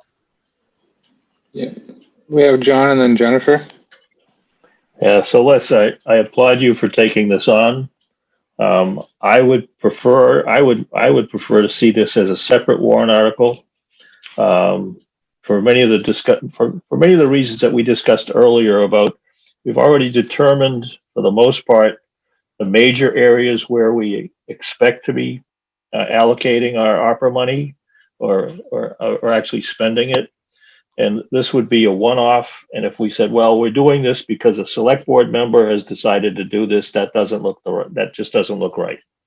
So I think it should go as a separate warrant article. I think it would raise awareness in the community of the importance of considering PFAS for private wells. And it would also demonstrate to the community that the town is serious about protecting its employees. So I would recommend it as a separate warrant article. Thanks. Thanks. I agree with everything John said, and his point about supporting the employees. That was going to be my point as well. So thanks, Les. Yeah, well, these are all my thoughts too. I mean, and this started out as an ordinary warrant article, but then I had this second thought, wait a minute, what about the ARPA funds? So as long as the board's all in agreement, that's how I'm going to proceed. I'll put this on the list as a warrant article, proposed warrant article for the upcoming town meeting, and we'll proceed on that. Thanks. And thank you for taking the initiative on that. Okay, any other comments of Cindy? Yeah, I actually had a comment about a subject that's in the packet, but I didn't see it on the agenda, and it's ARPA related. So would it be okay for me to ask about it at this point? Give me one hot second. I just want to see if anybody has any other comments in regards to Les's thing. No. Okay, what is it? So on page 30 of the PDF in the packet, there is a memo from CEI consultants to Simon regarding coming up with a strategic plan for a number of potential projects. 3 of them are ARPA approved projects, which are, I think they're all stormwater related. The other 5 appear to be projects that were submitted as part of the original ARPA request. And I assume the dollars associated with those, this is again, page 30 of your packet, were the dollars that were originally submitted. And I guess I just wanted to get a little explanation from who generated this memo, how those projects were selected, what's the intent here. I just didn't know if it didn't look like you were discussing this tonight, but it appears that there's a proposal from the consultant to do this work. And I wanted to understand, is the town moving ahead with this? And somebody could provide some additional explanation about it. From my understanding, I believe that this was just provided for informational purposes in regards to potential discussion and or for consideration of other ARPA projects. But Carter or Rajan, do you have any further clarification? Yes, when we presented the original spend plan, we said that we were trying to position ourselves to be grant ready with all of the dollars that we were spending. We have some administration funds set aside, general administration, and we have a small contingency. We also told you that we would return to you when there was a contract that needed to be approved or any use of the contingency. This was simply provided to you as one example of the use of the contingency to carry out the full intent of the spend plan. There's no action being requested tonight. So for instance, we reduced both of the mapping plans at DPW with respect to the MS4. So this proposal with the engineer would help analyze all the various resources that we might try to seek out to implement those plans. We'll have more for you at the next meeting, but it's just one example of the way we had planned to move forward to keep the board involved as we expended these funds or requested the release of something out of the contingency. Les and Cindy? Yeah, I just want to follow up on Cindy's line. So the way I interpreted CEI memo was that for a sum of $4,500 or thereabouts, they would identify potential sources of funding to get funds to address the or spend plan as projects. What I don't understand is the spend plan reflect the net of what we might get from such grants? Or if we get the grants, we'll free up some cash from our spend plan. I don't know which way to treat the numbers at this point. Maybe Carter could enlighten. You know what I mean? The spend plan is, as a for instance, and my apologies, I don't remember this to the dollar, but I believe there was $150,000 requested for what Ed Kukula and Simon described as a road flooding plan.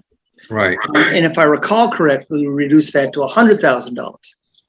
The idea being that we would get enough mapping and design plans, and I think they had a little bit of culvert work in there, that would then position us to be able to go after the MVP grant or other resources for implementation. So the spend plan is net of monies that we hoped to get through other sources. So if we don't get the other sources, then we can't fully fund what we want to do, basically. Is that correct? You'll be fully funded to be positioned to seek out those grants. Yes. Well, but still, you'd be short of what you need to do the work, right? If you don't get the grant. Or you now have a better plan with better defined numbers to seek a appropriation each year out of the capital plan. So if I could just ask a follow-up question, the 5 list of projects from list of from ARPA's project submissions. I mean, there was a lot of project submissions. So how did these 5 get selected? And I just want to understand. And this appears to be a proposal. Has the town not accepted CEI's proposal? It's for $4,700 to do this preliminary assessment. Carter, it sounded like we hadn't committed to doing that. I'm just trying to understand how these projects were selected. Sure. And if this is going forward. So the proposal was not approved because it would require use of the contingency. And I committed to the board that I would come back to them before tapping any of those dollars. The board set aside a modest amount of money should there be cost overruns in projects or problems along the way. So I would not expend anything out of that contingency without coming in front of this board. That's your role to sign off on those dollars. Okay, so there's no vote on this tonight because it's not on the agenda. Is that correct? No, okay. That's correct. No. All right, thank you. We can't vote on it. Okay, Paul, are you around? We can take you out of order real quick because I believe it should be short. So you don't have to, hold on. There you go. How you doing? Can everyone see me and hear me? Yep. Yep. So just on tonight to bring forward the SAFE and the Senior SAFE grant that was written by Cap Malinowski. That grant is the money that we use to allow us to go into the school system. It's also the one that allows for our firefighters to go into senior residence and replace smoke detectors. It really funds our public education program. It's a grant that comes from the state cigarette tax, and it is no cost to the town. It's a really great program. I was involved in my former community, and I'm very pleased to say this community in Boxborough does a great job with public education through the SAFE program. So just wanted to bring it forward and thank Cap Malinowski for his work on this and actually all the members that are involved. So, thank you.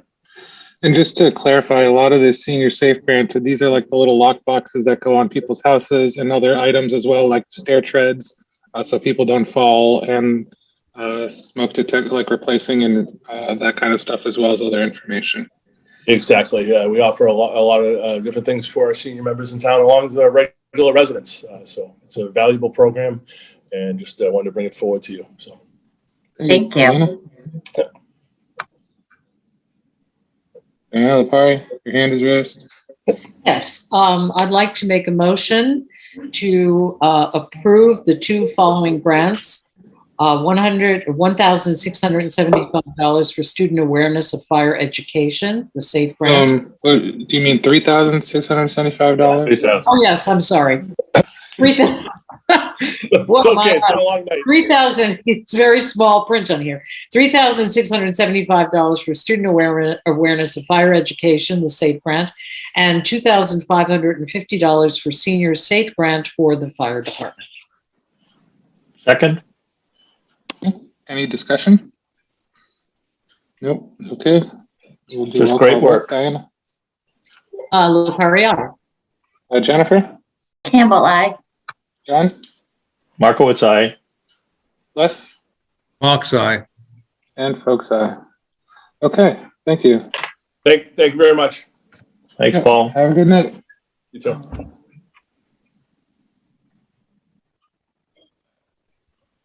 So then we also have the MBTA zoning amendments, or the comments on that. So my understanding, are we looking, so John? Yeah, I look, okay, so I looked through the letter, and the only thing that I think that we should add to that letter is to let them know that as a community, Boxborough already has a significant number of affordable housing units that are required by, that are required through 40B. That's a gotcha. The MBTA commuter law doesn't require any of it to be affordable. Well, but the fact is that, but we also have a significant number of multi-family units. Yeah, and Simon does have that in his letter. That's in there, yeah. Yeah. That is in there. Okay. I just thought. But it's an odd thing that the dense multifamily housing has zero requirement for affordability as DHCD defines affordability. Right. Okay. All right. Thanks very much. Go figure. All right. So, I mean, is there any other comments? I was pretty happy with the letter, Diana. I think it's a good letter. I want to commend Simon on his work on this letter. I know it's difficult, especially based on all the comments he received when we discussed this. The only thing that I would add is reference to the goals, the state goals regarding climate mitigation, climate change mitigation. I think it's an important point for Boxborough because it's counterintuitive to think that we would have to put housing where someone would have to get into their car and drive to the station. So that's really literally what would happen for us. And so I really think that is the point that should be added to the letter somewhere. So the rest of the points I think were included, and I thank him for putting this together. I agree. Yep. Cindy? Yeah. Sorry, I got to wait for the permission. Yeah, I just wanted to get back at our joint meeting. I indicated I would reach out to the Magic subgroup, and I just wanted to let you folks know that I did reach out. I sent Simon, I was hoping he would circulate it to you folks. Magic's the coordinator's response was that, time was a little bit too short, but they didn't feel that they could get a group letter together. However, they were encouraging communities to individually submit letters. And then I also provided a copy of the letter that the town of Lincoln wrote, and I forwarded that to Simon. Again, I was hoping he would share both those documents with you folks, but it looks like he's captured most of the points. I thought Lincoln had a few other interesting points, but anyway, I think the letter is pretty much there. Just to have somebody proofread it and verify that all the points are stated appropriately. But I thought it was pretty strong. So thanks to Simon for doing that. Yep. Awesome. Thank you. Okay. Seeing no other comments, we will move on to the next one. Rich, do you want to take us away? Excuse me, Wes, are we blessing the letter for him to send it off now, or was there going to be another revision? Carter, did you have a comment?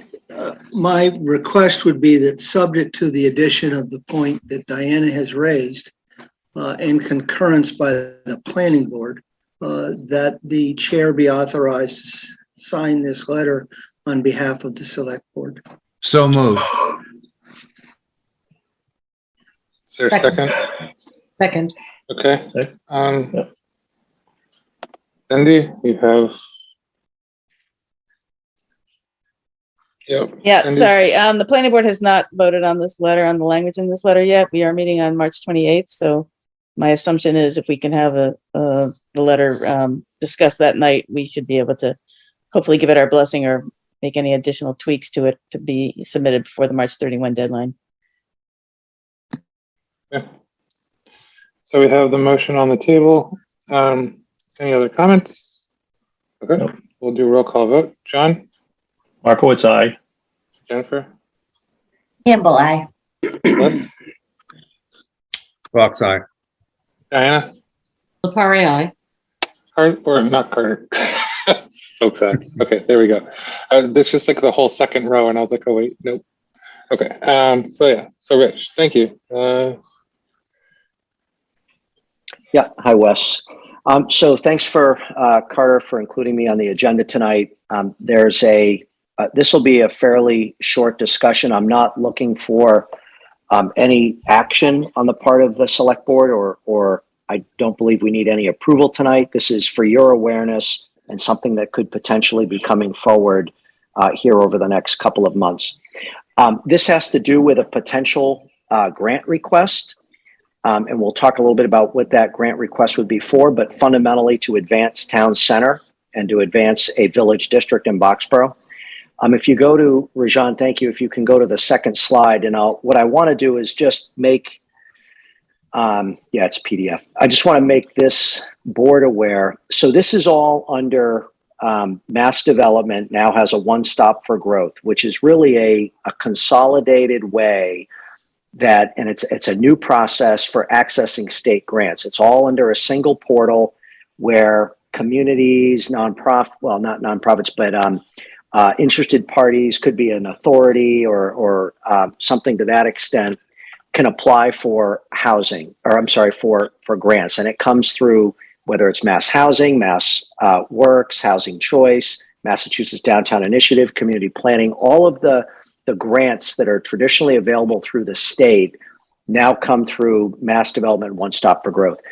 So they're really looking to transform the Commonwealth from just a spot funding source for specific projects and more of a partner with a local community as it goes through a development continuum. So that continuum starts with capacity planning at the very front end, planning and zoning into site preparation, and then moving into buildings, whether it's vertical construction or infrastructure horizontal. This fits into our continuum, where we obviously have a master plan, as many communities do. We then did a UMass study with the School of Landscape Architecture. So that was part of our development continuum. And now moving forward, looking to advance what we learned through that study and get some support from the state in that. The process is really, they work on annual cycles. So the first step in any of this is really the expression of interest, which the Economic Development Committee did move forward and put a wedge in the system. So we have an expression of interest that was submitted, and those were all due by March 18th. Full applications, should we choose to go down that path as a community, are due June 3rd. The importance of an expression of interest, it's not required, but 80% of the successful award recipients last year also submitted an expression of interest. It's an opportunity for the various groups or funding organizations that would be granting you money. It's an opportunity for them to weigh in on what your proposed ideas are and provide you input. And it's viewed very positively by the grant approvers, in that the community or the organization actually reached out through an EOI and was able to get input on how to proceed. So if you go to the next slide, I'll talk now about what we did put forward. So the idea we have are two concept projects, and I did, just for what it's worth, spoke to John Markowitz about this, who's the EDC Select Board Liaison, also spoke with the chair of the Planning Board, Mark Barbadero. We did have outreach to a member of the RecCom, and helping me and participating in this on the EDC is Joe Ferguson, who works for the city of Fitchburg as in their economic development and community engagement department. So he's very familiar with sort of these programs, and he helped us with this expression of interest. But really there's two project ideas, I should say. One is advancing town center. And that's really the concept right now is to seek technical assistance from the state, probably under the Massachusetts Downtown Initiative, or potentially the Rural and Small Towns Program. And that is to get technical assistance for us to study the current land and infrastructure constraints within town center, buildings, water, septic, zoning density, et cetera. And what changes would enable the realization of a town center. Also, really determining the maximum density that we could achieve, and then how town center connects with the adjacent business district, the centers for governance, so town hall, municipal services, the library, education, the school, green space, recreation trails, right? So with town center being the core, how does that all connect to the adjacent business district, the Middlesex Bank Plaza, and the other town center property that's further, I guess would be west on Mass Ave. This builds on the master plan, builds on the UMass LARP study, builds on the complete streets policy, et cetera. It's part of our continuum. Okay, so that's project one. Project two, so we figured we would submit two as part of the expression of interest. You can submit up to two, so we maximized it. Project two is a town center pop-up markets approach. So really looking at a pilot where we would, activate and enhance the local and regional business ecosystem by basically doing a placemaking type project, which is a program available under mass development. There are other communities that have benefited from that. So a pop-up is like a market or a bull market or a cafe or something that you set up that, like, for example, we have the freebie market. This would be on something to that effect, only it would be more for local merchants. The idea would be food concessions, beverage, artisans, markets, and other retail offerings. We would look to leverage, what funding's available through the One Stop. This we see a potential connection with the RecCom. You could potentially see a winter placemaking program where maybe you have like a cross-country ski day or something to that effect. But really the idea is to set up a series of pop-up markets. And this would really, ideally it would be proximate to town center, and it would help with project one and bringing town center alive. If you go to the fourth slide, I'll just tell you kind of where we are in this process. So we did submit the expression of interest. Great work by Simon. We did not have an account as a town on One Stop. That's kind of the first thing you have to do anything. So Simon was able to set up an account in pretty short order. It actually requires 24 to 48 hours for them to approve it, but he got it done in a day. So the wedge has been submitted. We will get feedback on that wedge in the next couple of weeks. We can choose to ignore it, which we won't. We'll at least look at that feedback. We'll shape something, and we may be back. We would get that feedback, call it 8 April, and then we would work towards developing a grant proposal. And that certainly would be circulated. So this, as I see it, is not an EDC-led. I mean, it might be EDC-led, but this is really a cooperative effort. It's EDC, it's the planning board, it's RecCom, it's select board. All the constituent committees and boards would come together. And because we have Joe Ferguson, who does this for a living, I told Carter that we would be looking to do minimal support from town hall. This would be a community-led board, committee-led effort. And, we would basically, if we choose to go forward, it would be in coordination with these other boards and committees, and we would come back to this board for approval to do that. You would have to approve the receipt of any grant anyway. So that is what we're doing. open for any questions or comments. Yes. So, yeah, John. Yeah, so Rich, I just want to commend you and Joe for a fantastic job. I know that you had a very, very short time window to get this done. I also know that both of you were work full time. And also I want to thank Simon for working with you to get it done. And I did see your note where you were fully aware of how shorthanded we are at Town Hall, and you still managed to pull off a fantastic document that all of us can be proud of. Thanks. Thanks, John. Diana? Yes, I'm really, really happy to see that you're focusing on town center and the development of town center, and I'm really anxious to see this move forward in that direction. Just so that the fact that you come before the select board to talk about these grants, and that I know you'll be coming back when you receive them. So thank you very much for coming forward and for all the work that you've done so far. You bet. Thank you.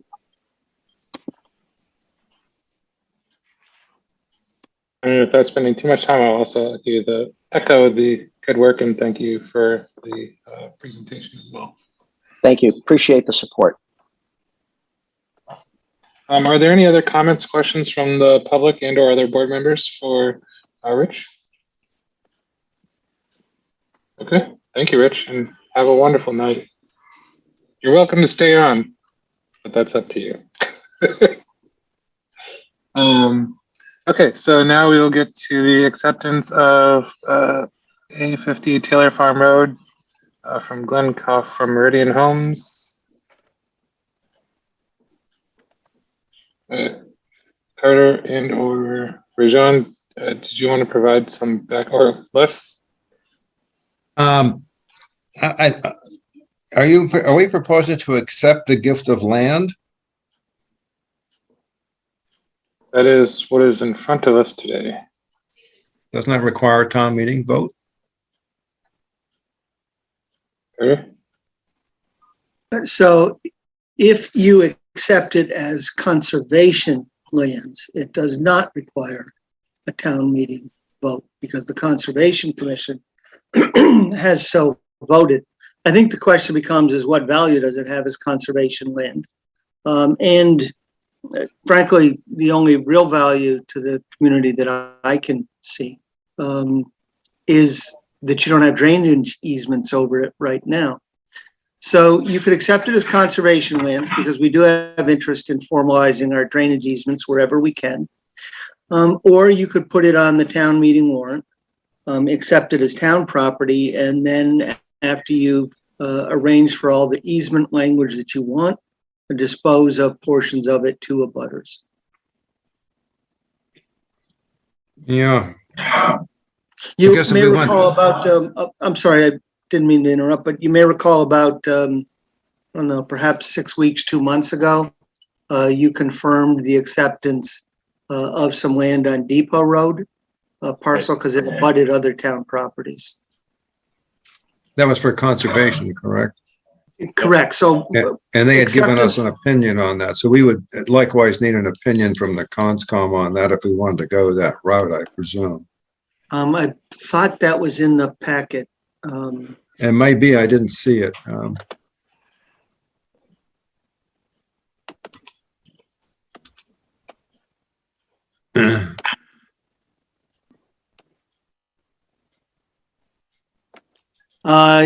Yeah, so I would suggest we table this. I thought that was in your packet. My apologies.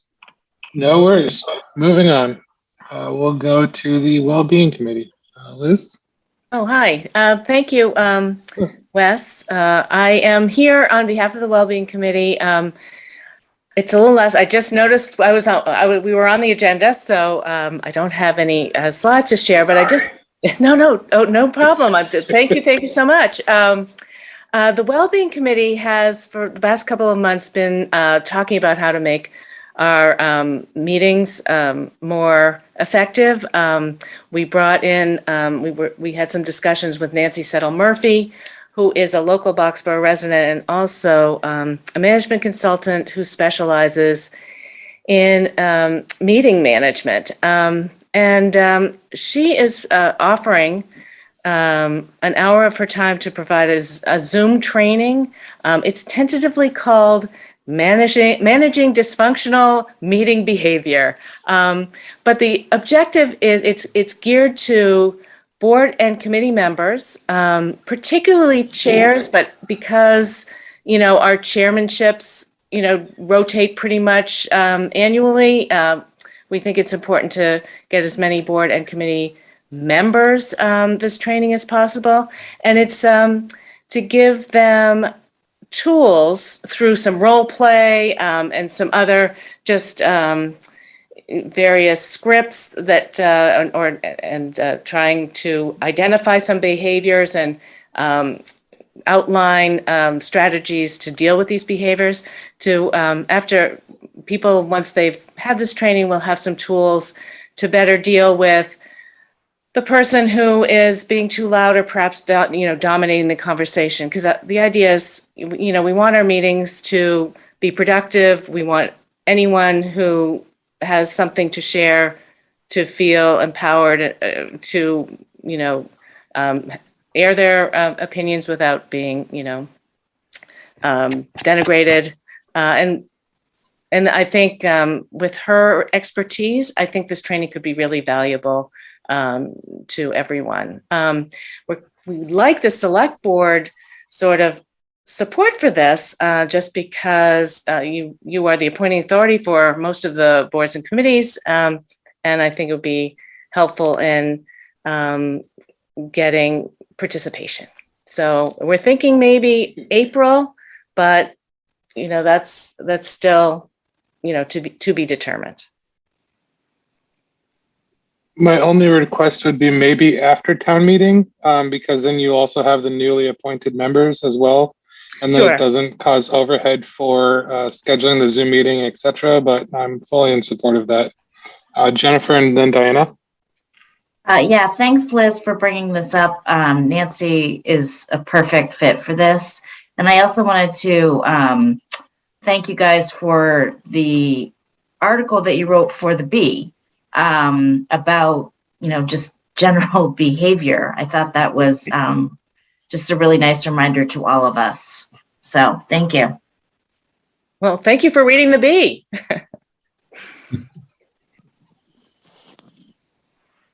Diana? Yeah, so I just wanted to thank you, Liz, for bringing this forward to the select board and for Nancy for proposing it. I think everyone could profit from additional information. It's certainly a great thing to do. And I agree with Wes that we should try to schedule this for after town meeting and when we have especially even beyond that, when new boards have been appointed, because I think that's a efficient use of Nancy's time. So thank you for bringing it. Now, I wholeheartedly support it, and I hope all the other members of the select board do too, and will participate. Okay, thank you. Thank you very much. And point well taken. We will look to later in the year moving this forward, depending on Nancy's schedule, of course. Thank you. Thank you for taking that. And Thanks, sorry for Liz. the late notice. Yeah, no problem. Thanks, Liz. Is there any other comments or questions? Okay, great. Would you like to discuss the annual town meeting warrant articles? Also, we have, so is that Carter or John? Carter. It's really just a last call, and I dearly hope no one has more items. We have Les's, Jennifer's helping me out terrifically, and Diana's helping me out on something that Jennifer was also going to help me out on to help keep things moving forward.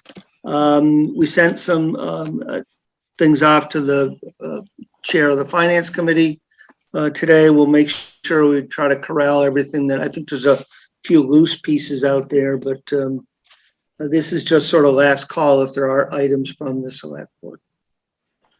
So I will say that I guess, and maybe We can discuss if people want to bring this forward. One of the things I had floated earlier, and I just, in terms of resources and management for at this point in time, but if not now, then I would strongly recommend it next year, a subsequent meeting, in regards to retaining and or incentivizing staff would be either having some way and possibly even backfilling due to like for longevity, but contributions to a retirement vehicle for part-time staff. And so that does not necessarily have to be done at this town meeting, given the constraints and that we have to get stuff out the door. But I would like to see it. I don't know if the select board would like me to write that up for this one, or would want to push it off or just kill it and say, heck with retirement vehicles for part-time staff. But I will leave that to the general. Carter, or is your hand still raised, Carter? Or, no? It is. I did want to just make sure that you realize that Mr. Fallon was here. I did send a document out to you late today. And Jennifer had a potential article that I've spoken with her about, 2 ways to go on it, and I wanted to make sure she had an opportunity to address that. Okay. Mr. Fallon's was not in the packet, so whether Ms. Campbell or Mr. Fallon goes first, I leave to you. I default to John. He can go first. Before discussing that subject, the last page in your package. Okay, well, since you're sharing that, okay, we'll go to this one. Okay. Okay, let me give you a little bit of background. My understanding is that the select board wishes to write a job description for the new town administrator that is in compliance with the town government study committee report of 2017. If I am in, one of the reasons for talking to you people today is to make sure that's still your intention. And by the way, I apologize, which I've done in writing to all of you, that I didn't get a chance to discuss this before I sent it in. Life got in the way and I had to make a deadline. So my assumption is that you want to have a job description that is in agreement with the town government study committee. As a select board, everything in such a job description is within your purview except for one item. That item is the budget process that's outlined. John Markowitz, do you have a question or is your... No, John, keep going.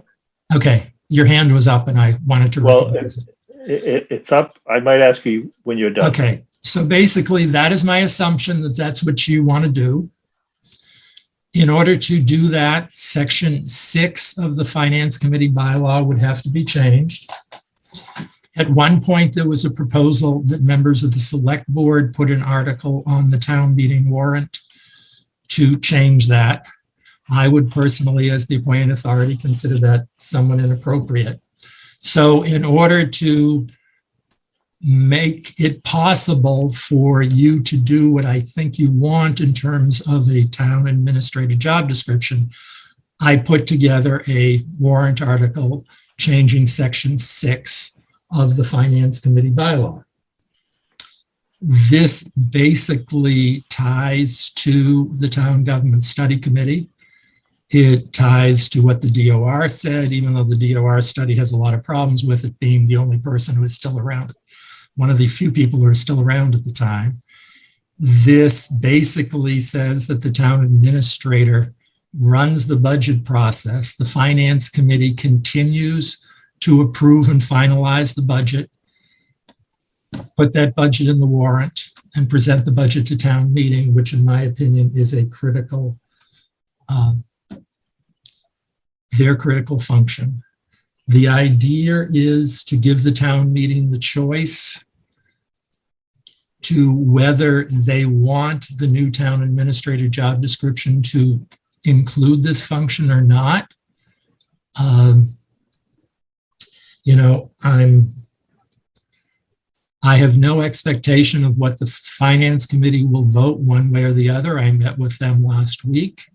My assumption is that you people are in favor of this. If you're not, I'll just pull the warrant article because frankly, I'm doing this, to make possible what I think you want. And that's all I have to say. Thank you. John, then Diana. Yeah, so John, the only question I had is I did send you an amendment to the document that you had sent out on the 14th of February on the final paragraph that's on page 2. Yes. Under town moderator submittal. Yes. Did you decide not to accept that? Well, as I replied to you, I think that should rather go in a select board recommendation. Okay. Because. Okay, thanks, John. Assuming this goes on the warrant, the select board's going to have to decide if they're in favor of it or against it. And what Mr. Markowitz said is he wanted to make the point that the select board have twice accepted the town government study committee. And I suggested that would be better coming from the select board. Okay, thanks, John. We have Diana and then Jennifer. Yeah, John, thank you very, very much for doing this. And I know you were on the Town Government Study Committee, as was Jennifer. And this was an important point that was kind of missed in a way because it didn't fit with everything else that was attributed to a quote unquote strong town administrator. And I believe we will be correcting some of these things in the next meeting. We've been working on this. We want the town administrator to be the chief operating officer of the town. And chief operating officers prepare budgets for their company, their organization, whatever.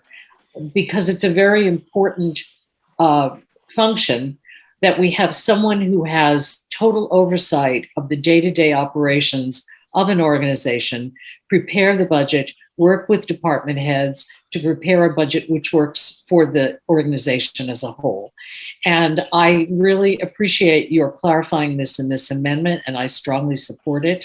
And I hope the rest of the members of the select board will, because it does definitely bolster what we are trying to do in terms of the town administrator and the way the government of Boxborough functions going forward, with a clear line of delegation of authority and a clear line of procedure.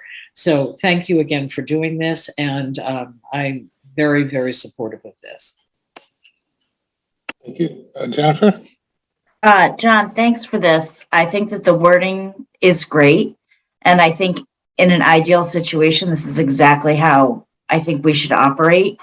I think right now, though, this year was highly irregular in many ways. And I guess I'm just wondering, I just have some concerns based on, how this year went. And my understanding is that the finance committee or members of the finance committee are not in support of this, which,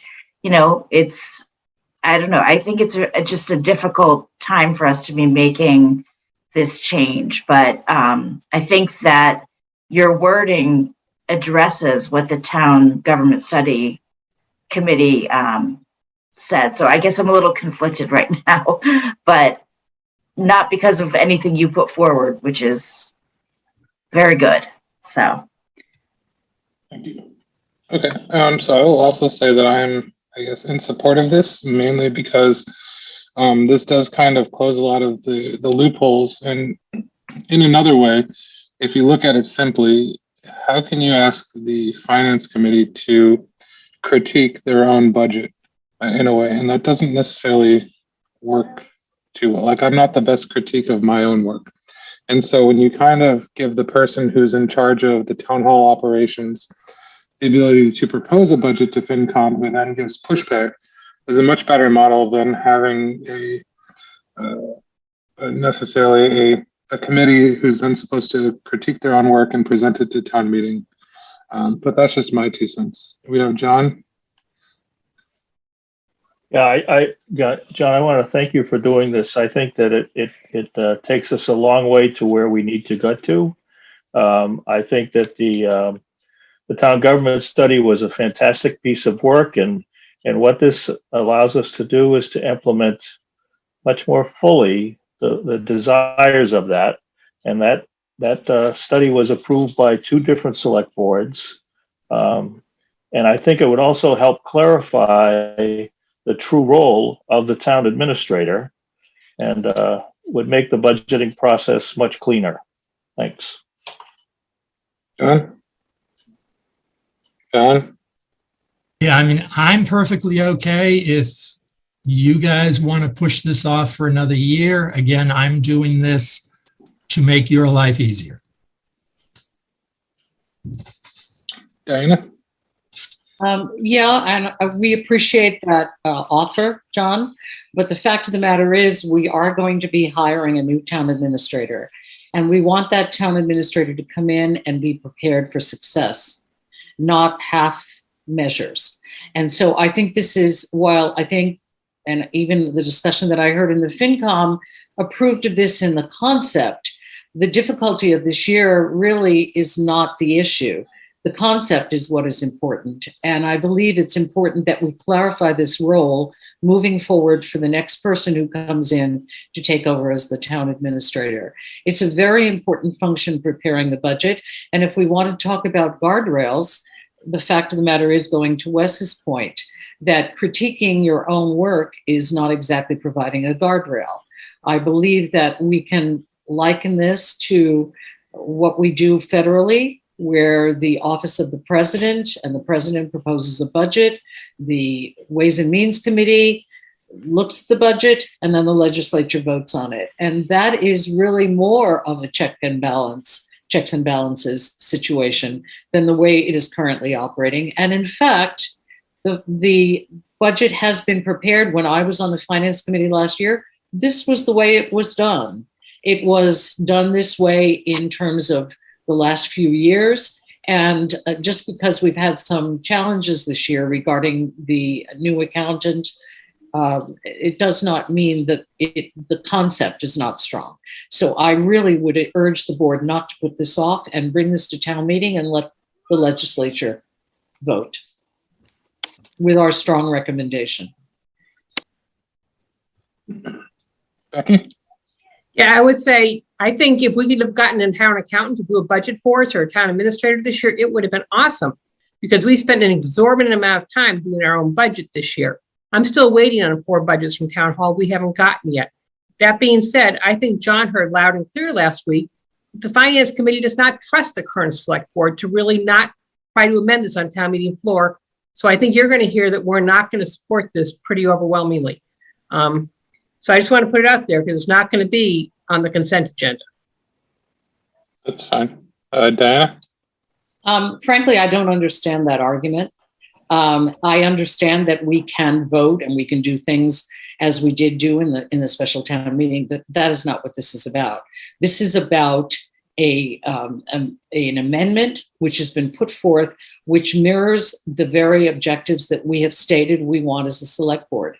And the idea that the Finance Committee doesn't trust us as a board, I find insulting, quite honestly.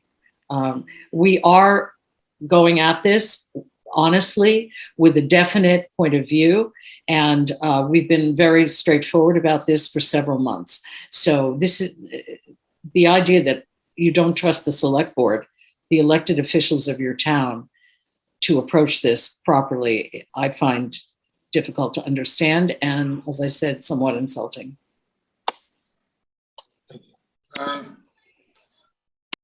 Yeah. I just want to clarify something that you, Wes, said, and I think Diana said, something about it makes no sense for the FinCom to be looking at their own budget and their own work.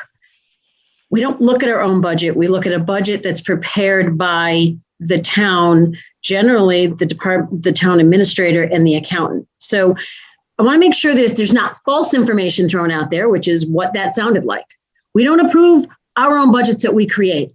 We look at budgets that are created and put in a book form by the town administrator in the past, a town administrator who works with his department heads and the accountant, and it comes to in a book to the FinCom on December 15th.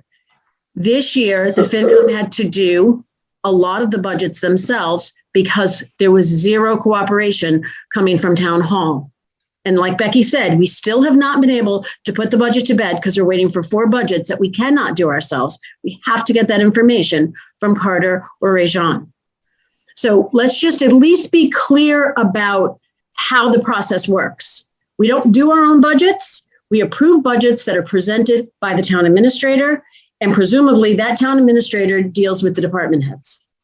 And then I guess maybe a challenge to your comments is, can you show me how these changes to this? I'm not, I discussed my concerns. I discussed my concerns at FinCom last week. I'm not here to represent the FinCom opinion. No, I'm just saying, because I think what you just said is that you are looking for the people, the department heads to present a budget, and then FinCom. No, I was looking to clarify your statement, which was incorrect, and gave the impression that the FinCom does the entire budget process. It does not, and it never has. That was my point in speaking up, was to correct well, I have emails from people saying that that the FinCom will be requesting from department heads their budget and will be reviewing them at the FinCom schedule. And that is the emails that I have from the chair of the FinCom, as well as the chair of the FinCom instructing liaisons to get budgets from those direct departments. Listen, if you have a concern with the way the chair of the FinCom handled the budget process this year, I would say to you, then perhaps you could have returned one of her emails over the course of the last 3 months. I made a point of trying to correct a misstatement that you made, and that is all. If you have any further concern about this, I would direct your questions and your concerns directly to the chair, who is also on this meeting.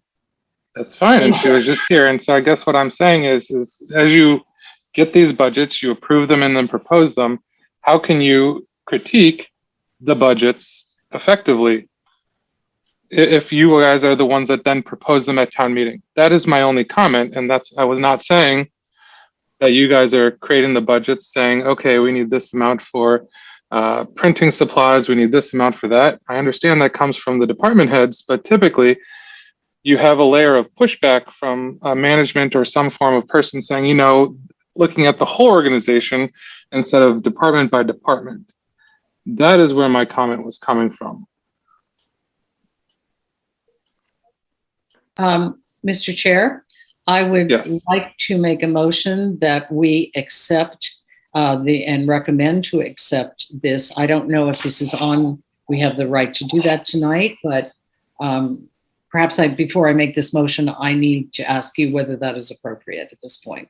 So I think that we only just need to give the moderator a sense that the select board would do that. I don't know if this requires a formal vote, as he said that he would withdraw it if it did not have the support of the board, which from what I've heard tonight, it sounds like it does.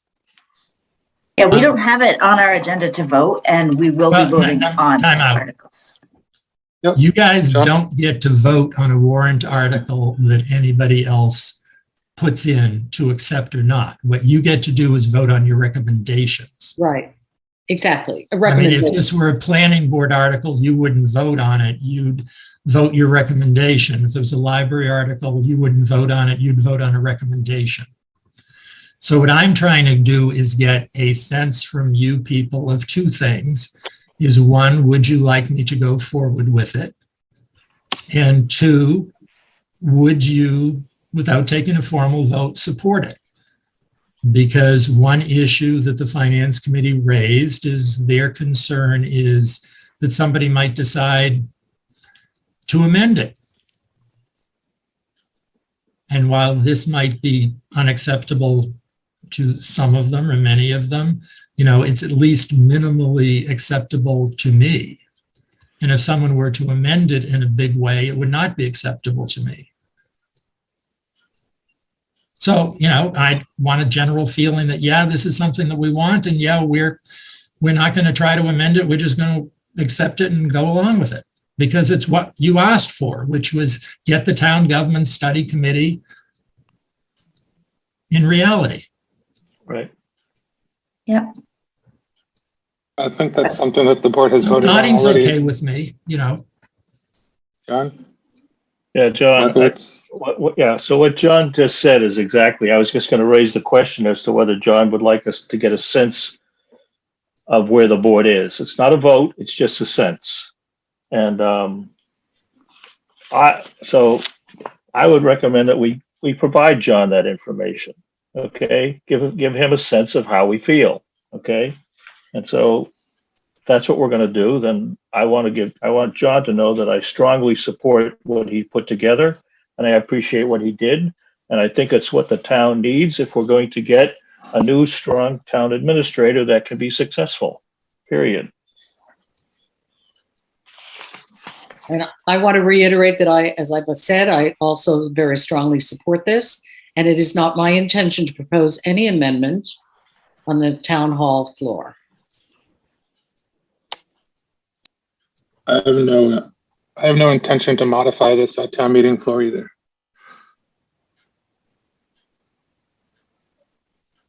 So hearing no other objections or intentions to modify this at town meeting floor, I think John has the information that he needs. Thank you. I asked a question of clarification. Who would be the proponent of the article? Would it be John Fallon as an individual town meeting member, or John Fallon as the moderator? John Fallon or the chair of the FinCom jointly with the moderator? He just answered the question. John Fallon is the appointing authority. Right. That's right. So thank you. Thank you, John. Before I disappear, could Rajan please put up the last page of the packet? I can do that, Rajan, if you want, or you got it. Beat me to it. Carter and Rajan and Becky Harris and myself and Kirby met earlier this week. You guys as the select board make the decision about where town meeting is going to take place. Up until the moment town meeting opens, you run the show. Once town meeting opens, I run the show, more or less. Anyway, this is based on what we did back in 2017, 2018. I just wanted to make sure. Carter made some very nice suggestions, but basically this is the same. And it was nice talking to Carter, who was never seen it before, to see if we were totally crazy. But the assumption we made, and that's an assumption because you have to take a vote at some time about where the meeting is going to be held, is the meeting will be back at Blanchard. This is basically where we've come down to. We have a stage. We have the select board on a risers at one end, finance committee risers on one side. This is set up for about 350, 360 chairs. The only change that we've made recently is put the non-voters in the back, as opposed to why did they get the best seats in the house?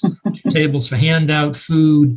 If people want individual tables to hand out stuff and buttonhole people and talk to them, that would take place in the corridor. There would be handout tables on the back for anything that's official. Unofficial stuff, again, would be in the corridor. There are policies for that. The policies will be distributed as part of the BLF agenda, which takes place later this week.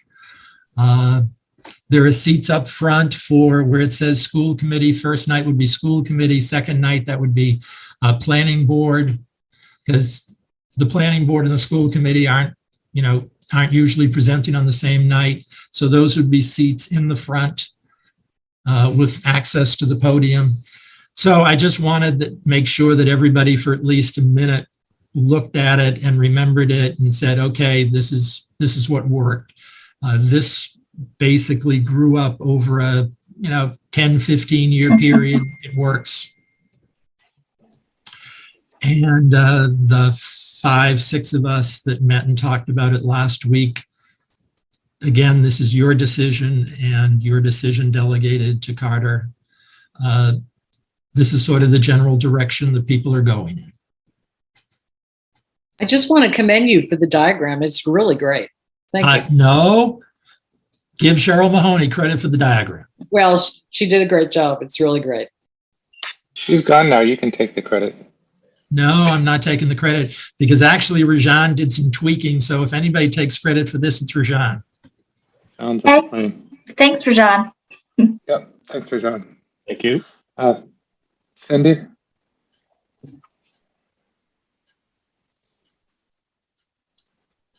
There we go. Thank you. Am I unmuted? Yep. Okay, thanks. Yeah, I just, my initial reaction was, hey, what about the planning board? And John explained that, but I guess the value of having the planning board, just seats assigned for us in case something comes up that the planning board is asked to confer on. I guess it would be helpful to have us, if you could spare the space to have the seats identified for both, because again, if we have to confer on something that's, an amendment on the floor of some sort, then the school committee is also there. It would just be nice if the planning board were all seated together if possible. There's no reason that couldn't be done, in the middle of the front or the front of the middle. Just over a little bit. Yes, thank you. Okay. I mean, that would be any a other very questions? minor tweak. You can edit the chart and send it back out. You don't need to edit the chart. As long as we just make sure that it's there. If you really want to, that's fine. I think that we can also just put them behind the school committee or whatever. I guess I just want to make sure that we're not doing more work than we need to. Okay. Any other comments or questions? Nope. Okay. Thank you.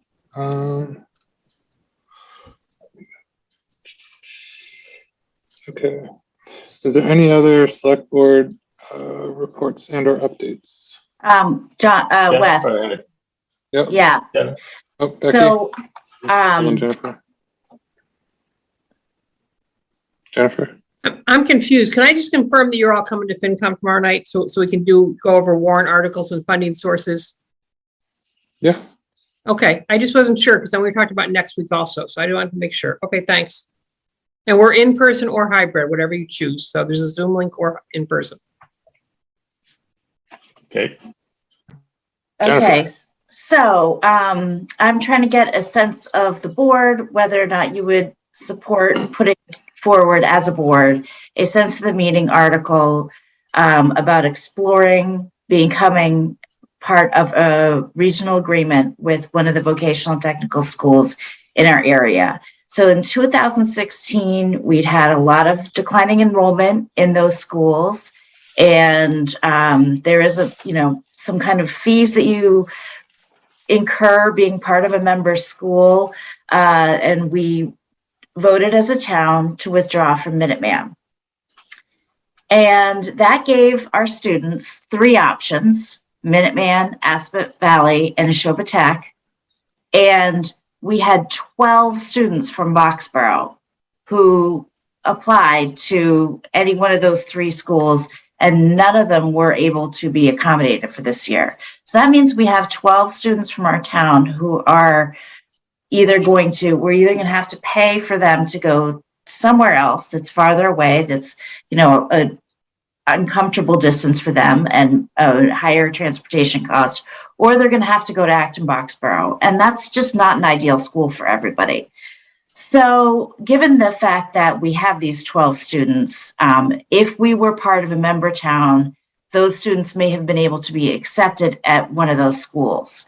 So what I am proposing is that we ask the town whether or not it's their intention to direct the town administrator to pursue options for us to join a member town and then come back to the town to get approval to join these.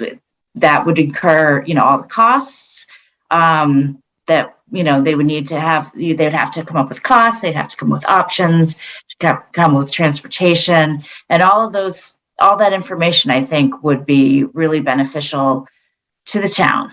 Because I think when you have 12 students who aren't receiving the education they deserve and ask for, then we have a problem we need to address. So how does the board feel? I'm totally thumbs up. John and then Diana. Jennifer, I applaud you for taking the initiative to do that, because I was talking with someone recently about this, and it is an issue for our town. We as you mentioned, there's 12 students. It's very expensive for us when we don't have, when we're not part of one of the local vocational schools. Transportation costs are horrendous per student. I think it's worth us looking at. I think we're going to see more students be interested in this. It's also something that the community needs in terms of having more people providing these kinds of services, and then eventually building a business providing these services. I think we should pursue it. Thanks. And I just want to clarify that the transportation costs are basically by school. So by having 3 school options, we're now providing transportation to 3 different schools. Whereas when we had everyone at Minuteman, we could just provide 1 transportation option. So I think it's about $30,000 per student or per school. It can be more than 40,000. Yeah. So the transportation cost alone could be $120,000 a year. Right. Diana? Yeah, so that was what I wanted to ask, because I remember seeing this at FinCom last year, and I was appalled by the transportation costs. So if we were to join, say, Minuteman again, does that reduce our transportation costs because we're sending all students to one school? Would we then have to still provide options? Because I'm not sure how the law. Only if they are requesting a program that whatever school we join does not offer. And so, and that, I don't know that has really happened, but, we would then be able to, hopefully reduce our transportation costs by a lot. So if we are a member, there's still no guarantee that our students would get in, correct? There aren't, but our applications weren't even considered because the schools were not even, did not have space for all of their member towns. So yes, you are correct that it isn't a 100% guarantee, but it definitely, we were completely shut out of even getting our kids considered.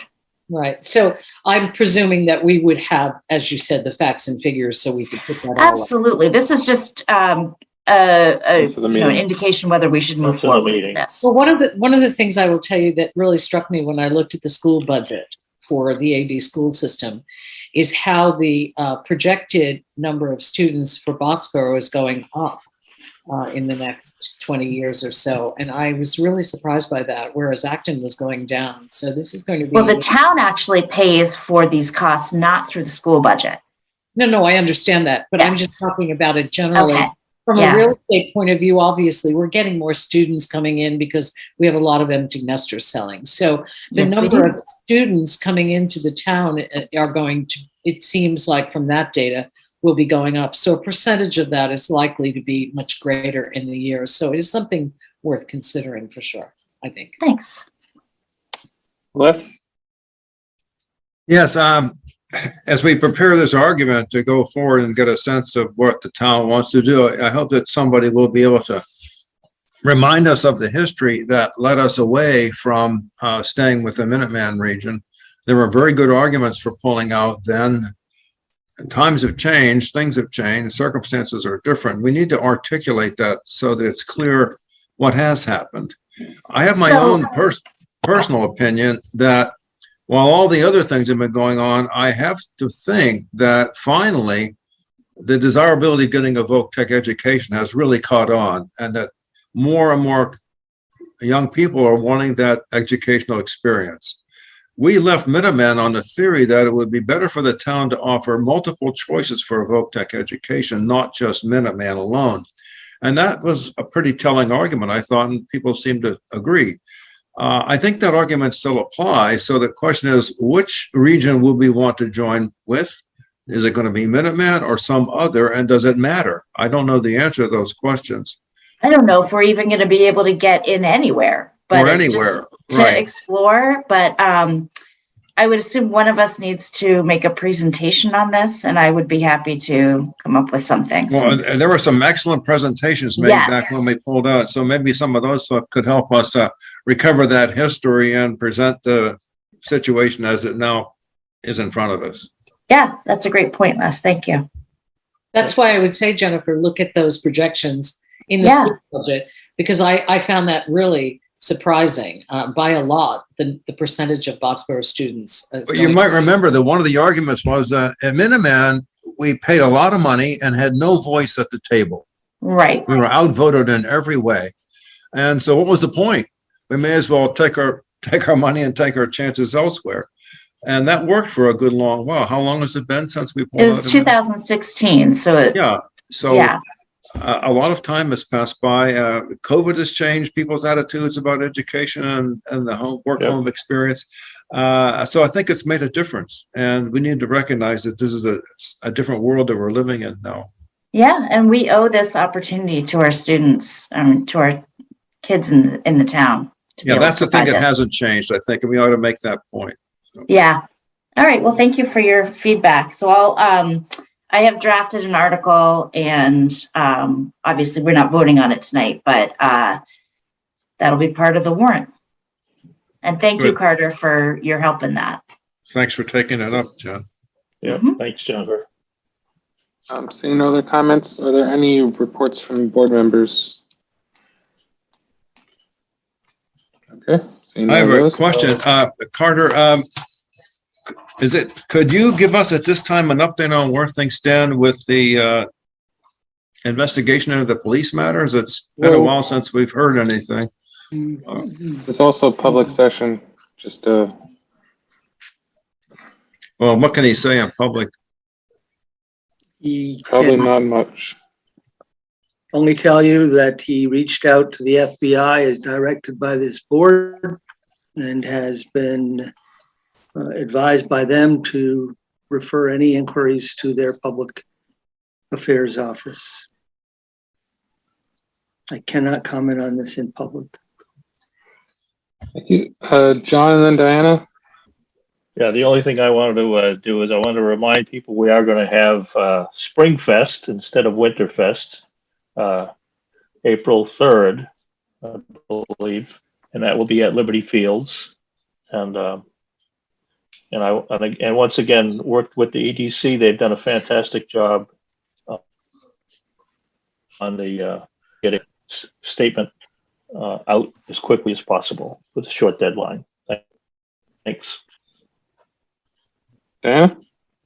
I just want to reiterate about what I said during the joint meeting with the planning board about the MBTA communities, the meeting that I attended. One of the things I thought was really, really crucial for the fact is that there is a push to talk to the MBTA about its safety record. And we do have crossings in Boxborough, so it is an important thing to look at. Apparently, there's been a fair amount of improper maintenance at MBTA crossings, and this is something that the MBTA Advisory Board is really concerned about and is working with the MBTA on and pushing them in that direction for more accountability. So I just want people to be aware of that and know that the Advisory Board is aware. So just a little report on the MBTA. So then I'll entertain a motion to adjourn. So moved. Second. Okay, no discussion. Diana? Lepari, aye. John? Markowitz, aye. Jennifer? Campbell, aye. Les? Fox, aye. And folks, aye. Thank you all. Good night.